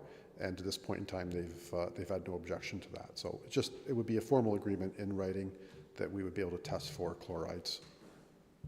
They've carried out their own independent testing and there was no issues. Any other questions on the report? Moved by Finch, seconded by Stewart, that council commence a public engagement process with respect to future development of 8 Commissioner Street, Embro. Councillor Finch is the mover. Do you wish to speak to that? I'm happy to move forward with the CAO's ideas of a public engagement process. I look forward to the chief's report on relocating the fire station on this property. I've had communications with many neighbors many neighboring residents with 8 Commissioner Street, and they are happy to see us looking at a new fire hall going on this location, and agree with Embro Growing, we need to be looking at our fire hall growing to fit these needs also. These community members also liked the idea of a senior type housing going on this property. They had hoped for more of a senior housing one-level option, but I think we are achieving more senior housing with doing this development. We can all have an idea in our heads of what we want to see in a space, but we need to work with what is also being offered. With these funds available to us through Oxford County and the need for affordable housing, I think we can all appreciate this type of housing coming to our community.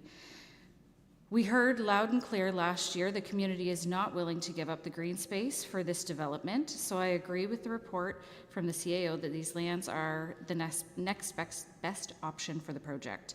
I really appreciate also looking into the main floor building as being commercial so that we can hopefully have a daycare and possibly library in this location. I think these two services in this affordable / senior housing makes for a nice option for the community. Although we do love the library, the building the library is in at this time, a larger space will hopefully bring more services and activities to the library that they can offer. And who uses the library the most? But our seniors and our little ones. Another concern that the community members had was with the sidewalks going all the way out to Commissioner Street. And with this development, I'm hoping that that'll be something that we can look at in the future as well. So I'm happy to support the motion. Any other discussion? Yeah, I agree with virtually every. Oh, sorry, Paul. Yeah, thanks, Marcus.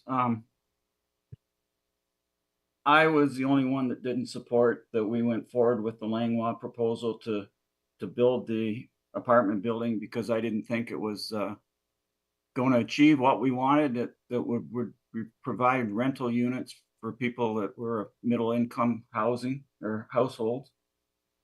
And my gut, and I said at the time, my gut said that I just don't feel comfortable with this proposal. And it turns out my gut was right, and it was worse than what my gut thought, because I thought there would be at least something built on that Langlois property, and it turns out there's not going to be anything built on that Langlois property. To my mind, we missed the opportunity to be part of that proposal by taking that option rather than the excess land at the community center. I think that we have to maximize the return on selling that Embro Public Works property. We heard this morning that we will have a funding shortfall of $8.3 million over the next 10 years to fund our asset management plan. And if we can turn a profit of $2.5 million off the sale of this property, which is the last big piece of property, asset that we have, that will go a long way towards that $8.3 million. As far as the fire hall, I look forward to the new chief's report on that. But in my mind, at this time, a new fire hall in Embro is a want more than a need. And I don't think putting a fire hall right next to medium or potentially high density housing is the place to put it. There's noise and disruption at any time, 24 hours. Plus, there are a number of evenings and days during the year where firefighters are conducting training and truck checks and cleaning up after calls. So I'm very skeptical. And my question I ask is, where are we going to get the $4 million to build a new fire hall? I don't believe it's budgeted. The Thamesford Fire Hall over a decade ago was 2.5 or something like that. So a new one's going to be 4 to 5, somewhere in that range. I think we should explore with private developers and tell them that the options that we approved the last time we talked about this, which were a 4 to 6 story apartment building or condos, 1 or 2 stories, or some combination is the way we want to go. And if the motion is to commence a public engagement, I don't see any value in that. We've had public engagement for over a year, and they've clearly said, the people in the neighborhood have said, yeah, we need new housing. Yeah, build new housing. We're all in favor of that, as long as it doesn't impact my property, doesn't impact my neighborhood, doesn't impact my lifestyles. And I think they're probably going to say, well, we need a new fire hall, and we need new daycare. Hemsford's got them. Why shouldn't Embro have them? And we might as well get a new library while we're at it. Oh, and by the way, don't raise my taxes. So you can't be like, where's the money coming from? If we give up the potential profit from the sale of this property, and we give away 2/3 of it or whatever for an affordable housing project, and we use the other third to build a fire hall that we don't have money to build with, I'm totally disappointed and frustrated with all the turn of events on this. We had an opportunity a year ago to do something really good, and we caved in to public opinion of a few people in Embro to not do it, and now we're looking at these latest proposals. So I don't support this in any way. Anyone else? Deputy Mayor Gregg.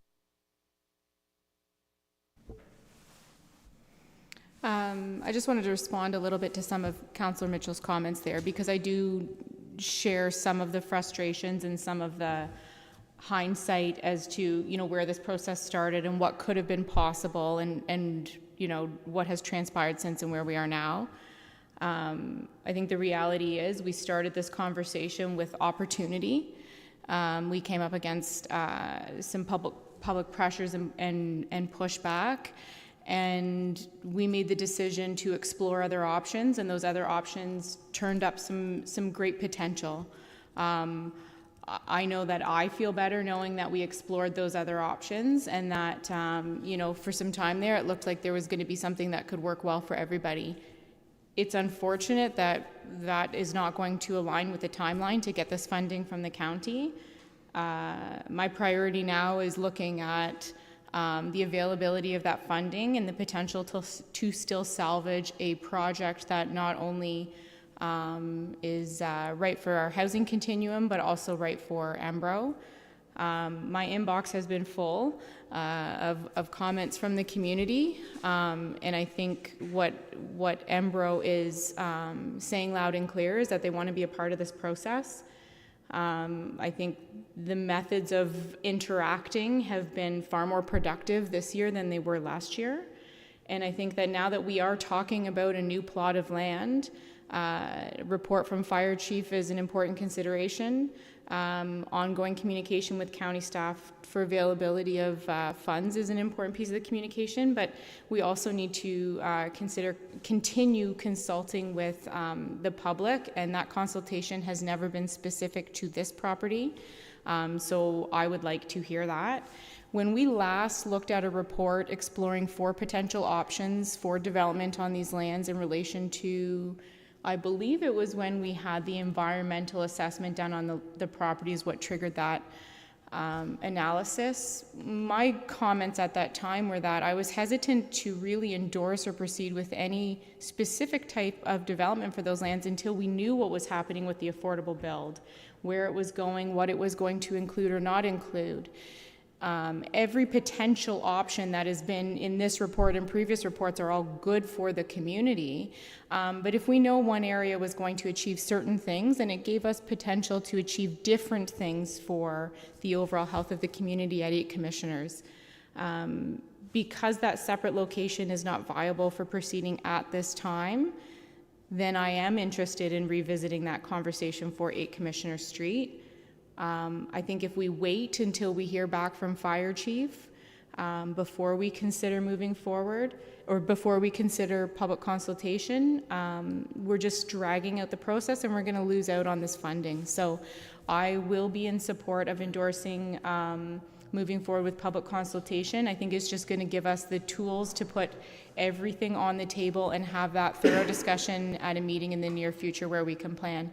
I share with you the concerns around how are we going to fund these things, but if we determine that the new fire station lands are best suited for that location, you know, they could remain vacant for 10 years. You know, it doesn't, if we're deciding to hold them for that function, it doesn't necessarily mean that we're building them now. We can wait until the time that we have those pressures that we need those lands.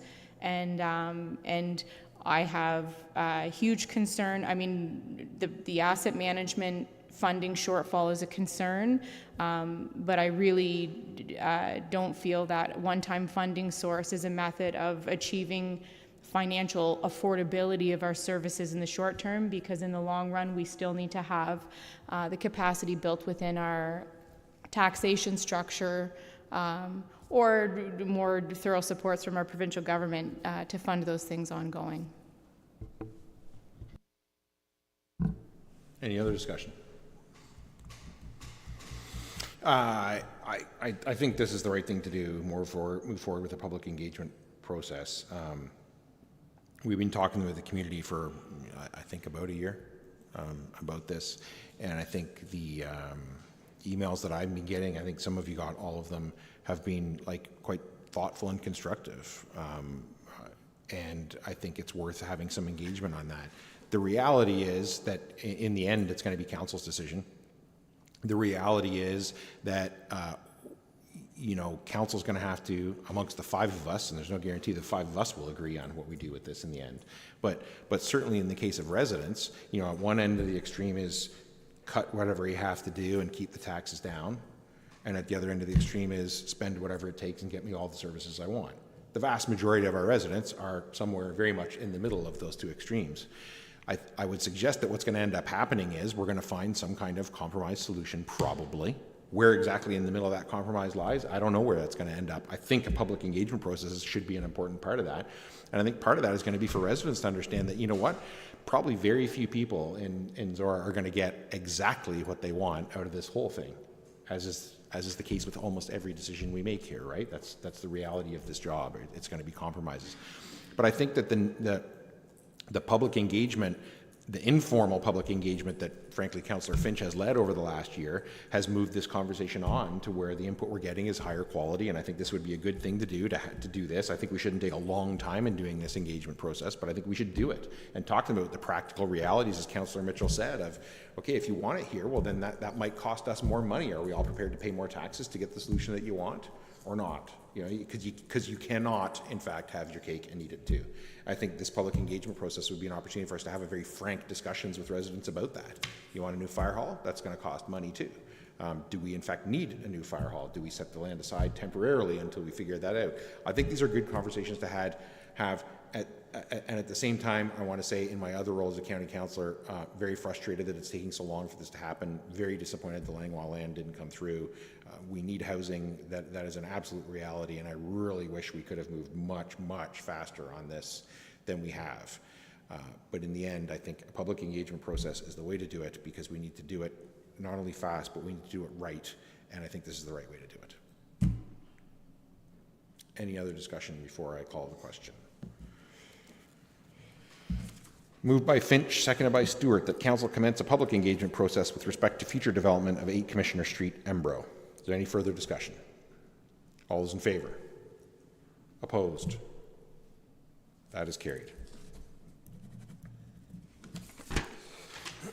And 9.4E, Report 2024-074 from the Chief Administrative Officer regarding land donation offer from Ronald Wilson. Don, is there anything you want to highlight for council? I will leave it open for questions, and Sophia Caldwell's here as well if there's any questions regarding potential uses for the site. Questions from council on the report? Councillor Stewart. Yeah, Don, just this being a separate parcel of land altogether than what we looked at earlier and in the plan amendment, the area approved for future development within the village limits, it would still require its own sort of parkland dedication to it, or cash in lieu, but I'm assuming parkland within that development, this would be completely separate regardless, because it is a separate lot. Correct. This is outside the scope of that.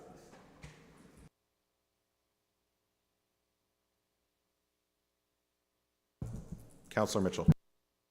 Don, how does a tax receipt work? And do we have any idea what the value of a tax receipt on this property would be? So the estimated value is roughly around $1 million, and it's not something the township gives out, or it's not any impact on us financially. It's just an established value, and then the Director of Finance would issue a tax receipt that they would be able to use on their capital gains. Well, that's a timely thing right now, isn't it? Good to know it's not coming out of our pocket. It's just something they can use in their own financial planning. Yeah, and that's the timing of this. It was imperfect in that this is considered the same day as the planning report, but because of that timing, that's why it's being brought forward right now. That's to beat the June 25th deadline at the latest budget? That is correct. Okay. Any other questions on the report? Moved by Stewart, seconded by Finch, that council authorize staff to complete a transfer with Robert Wilson for lands lying west of Humphrey Drain as shown on the attached map and survey in report 2024-074 in exchange for issuance of a tax receipt. Is there any discussion? Councillor Stewart. Yeah, I mean, we've just been talking about precious land in Embro, so I think if there's land offered up to us, we would take it. And I think it's clear from previous discussions that we've had earlier that we've no intention of wanting the town to develop past there, but I mean, the obvious recreational opportunities that we would have for a property like that so close to town is huge. So I think it's a great thing. Any other discussion? All those in favor? Opposed? That is carried. And correspondence. Moved by Grigg, seconded by Finch, that council supports the resolution from Huron Shores regarding urging the government to promptly resume the assessment cycle, and that this resolution be forwarded to the Premier, the relevant provincial authorities, and the Municipal Property Assessment Corporation. Is there any discussion? Councillor Mitchell. Yeah, this seems a reasonable thing to support. We talk all the time about making decisions based on accurate data. The tax data or the property data is 8 years out of date for various reasons. So I don't know if it'll have any impact on Queen's Park, but it's something that's should have been taken care of as soon as we got out of COVID, and for whatever reason it hasn't been, and it should be done as soon as possible. Any other discussion? All those in favor? Opposed? That is carried. 11 boards and committees. So I have something here to receive and file A and B. Anybody want to do anything different than that? Then item 11A, Upper Thames River Conservation Authority Board update. Councillor Mitchell. Okay, the board meeting was May 28th. First report was on the WECI project applications, and that is the provincial government funding for flood control facilities, infrastructure. And up until now, it has been an annual application process, and it has been changed so that you can now apply for 2-year funding. So you can identify a project that needs funding, and you can say, I need all the funding this year, or I need all the funding next year, or I'm going to split the funding request up between the two. So that is the change. There is only $5 million in the entire province for this funding, so it's a highly competitive process. As far as an impact on Zorra, the applications that the Upper Thames has in for WECI grant or funding is $50,000 this in 2024 and $60,000 in 2025 for the Embro Dam, and that is to go towards ongoing costs on decommissioning. They also have applied for $30,000 in 2024 and $50,000 in 2025 for a dam safety review of Harrington. Next item was a natural hazards policy update, and this is to do with changes in provincial legislation, where staff is in the process of changing our policies on this. We were getting a draft version of the new policy in June, and that will be going out to municipal and public engagement over the summer, and the final draft will come to the board in October. We had a report on technical checklist from the Planning and Permit Department. There again, that's in response to changes in provincial legislation, and the purpose is to streamline and speed up permit applications and process for Section 28 permits and technical reviews provided to the municipalities. So they gave us examples of the various checklists, and the hope is that by giving applicants these checklists right up front, then there will be less incomplete applications, and that'll speed up the process.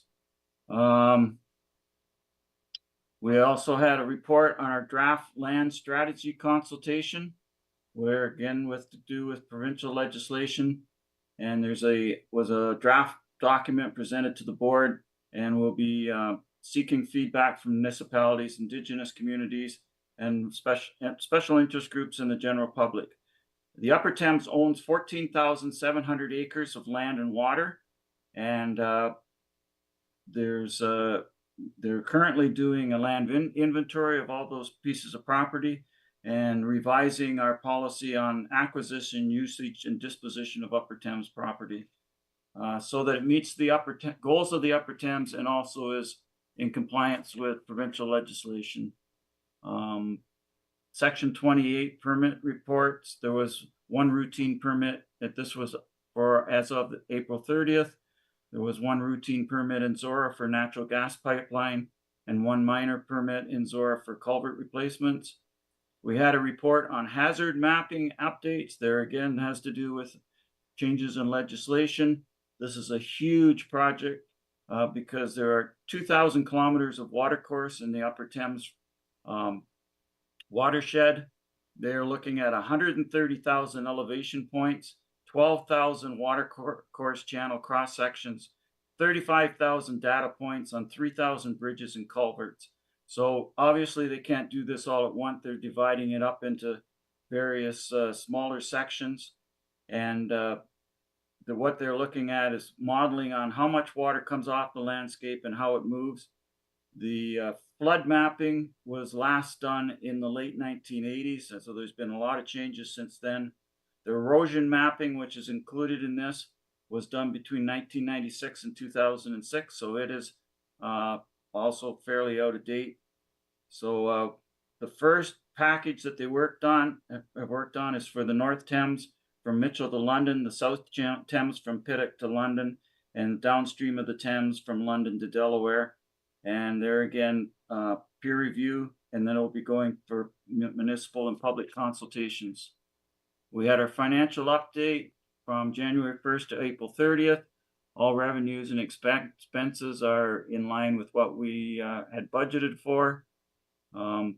We had a report from the Finance and Audit Committee that the audited financial statements for 2023 were all in order, and a report from the Hearings Committee that we had approved stockpiling material in a 2-zone floodplain area in London, and also improved installing a removable dock on North Thames River by the town of St. Mary's, and that dock has already been installed and is operation. And the final event was presentation of the Kayla Berger Stewardship Award. This is recognition of a former employee of the Upper Thames, and it was won by William Lyons, who has for 18 years been volunteering with Scott Gillingwater's Species at Risk program and has made valuable contributions to that. Next meeting is next Tuesday, June the 25th. Questions from council? Not seeing any. Moved by Finch, seconded by Grigg, that items 11A and B be received and filed for information purposes only. Is there any discussion? All those in favor? Opposed? That is carried.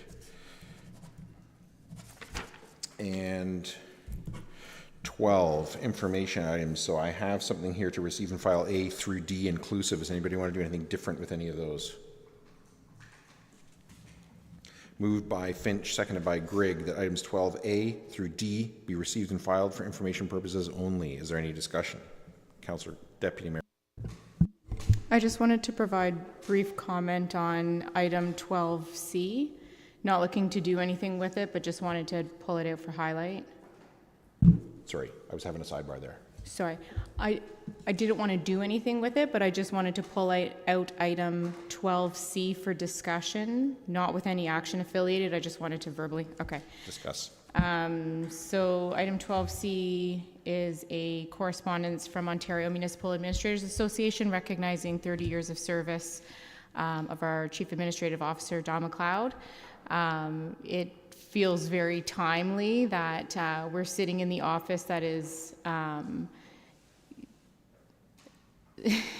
sitting in the office for this first meeting in our new building that has been so thoughtfully designed both to function exceptionally well for staff and operationally for the business of the municipality to be carried out, as well as how it will operationally function for residents of Zorra in terms of very clear funding and careful financial planning so that it is costing us not a huge amount of money, but then also the long-term operational costs being as manageable as possible. So there's something that feels very beautiful about receiving this correspondence as we sit here having our first meeting in this space.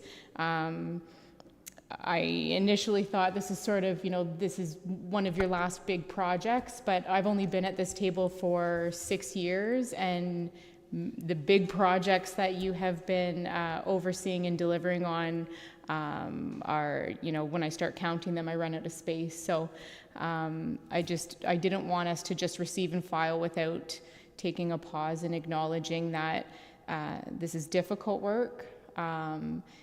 But it's impactful work, and that you have done this work for Zorra Township for 30 years. I'm very grateful for. Anyone else?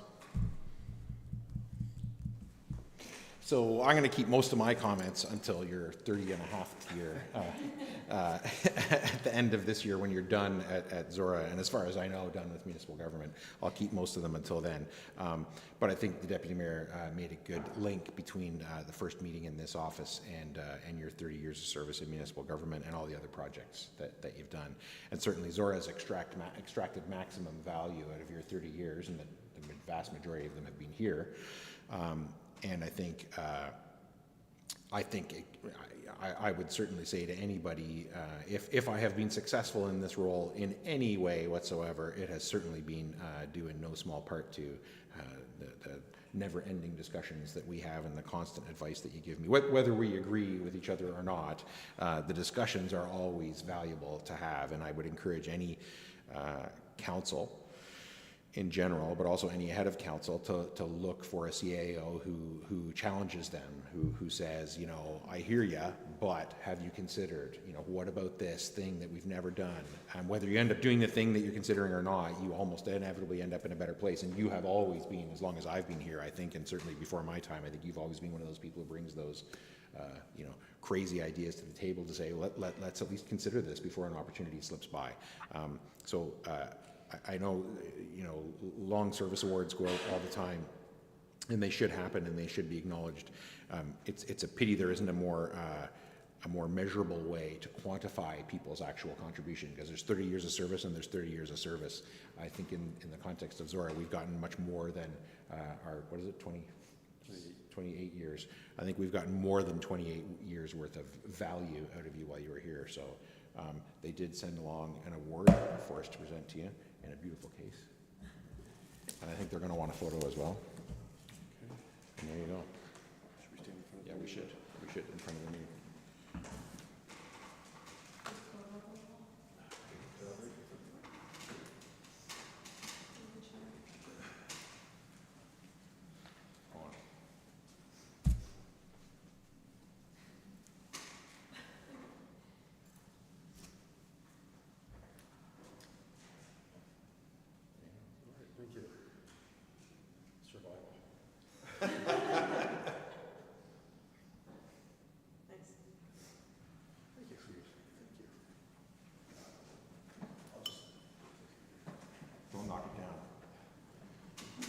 to say a few words? Just come. Yeah, very great. Again, I'll save my comments from my last meeting in November, but what you've said to me, I pass down to the staff that sit around this table and all the staff that are part of the office. I come up with ideas, they do the work, or pick up the pieces, as the case may be, as they know. So I've only been as good as my support staff, so I pass along all the credit to them as well. And to the supportive councils who have allowed me to sort of delve outside of the norm, and they've been supportive and allowed the township to benefit mutually from what we've done together. Anyone else? Moved by Finch, seconded by Grigg, that items 12A through D be received and filed for information purposes only, notwithstanding the previous. All those in favor? Opposed? That is carried. And bylaws. Moved by Finch, seconded by Grigg. That bylaws 29-24, 30-24, 32-24, 33-24, and 34-24 be taken as read a first, second, and third time and finally passed. And further, that the mayor and clerk are hereby authorized to sign the same and affix the corporate seal thereto. Is there any discussion? All those in favor? Opposed? That is carried. And moved by Finch, seconded by Grigg, that by, no, hold on a second, jumping ahead there. Items of community interest. Councillor Finch. July 1st, the Zorra Caledonian Society is hosting their 85th Embro Highland Games at the Embro Community Centre. And side note, the pad got poured today, so fingers crossed that'll be ready to go for that weekend. July 16th, the Knox United is hosting the Pride of the Birches Band from Northern Ireland. They're coming for a free outdoor concert on the side yard from 7 to 8:45. August 2nd and 3rd is the Embro Tractor Pulls.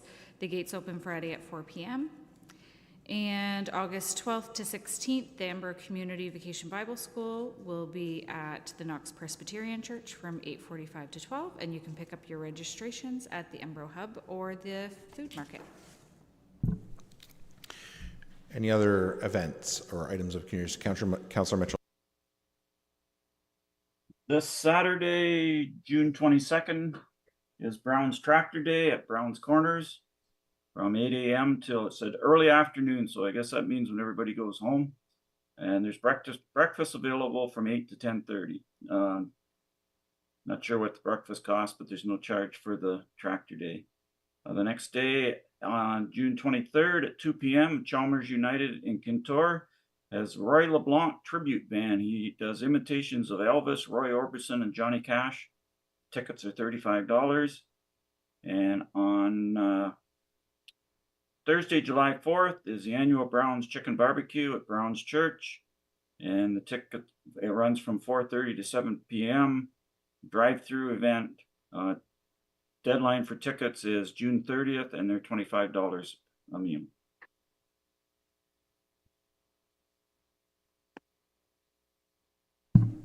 Anyone else?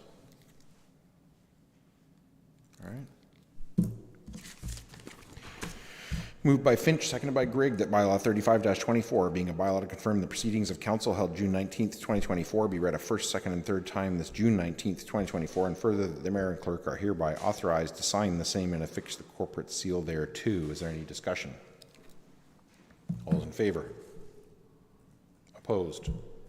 That is carried. And moved by Finch, seconded by Grigg, that this session of council be now adjourned and herewith closed at 2:03 p.m. and the next meeting of council be called for July 3rd, 2024 at 9:30 a.m. in the council chambers of the Township Municipal Center. Any discussion? I think it went well. We'll see, I guess, later on if we get feedback from residents on, the new chambers, the new AV setup. I know you guys are already working on some possible tweaks to the audio and video. But overall, I think it went pretty well. I think I would encourage, especially members of council, but staff too, we all need to talk about how this all went, difficulties that council may have generated for staff in running the meeting, but anything like that, and make sure that we extract maximum value out of this in terms of transparency and accountability for residents in this new chamber. That's the only reason this part of the building exists at all, is so that they can track what we're doing here and listen in when they want to and tell us what they think of what we're doing. So I would just really encourage us all to really think about that going forward. Any other discussion before I call the question? All those in favor? Opposed? That is carried, and we are adjourned.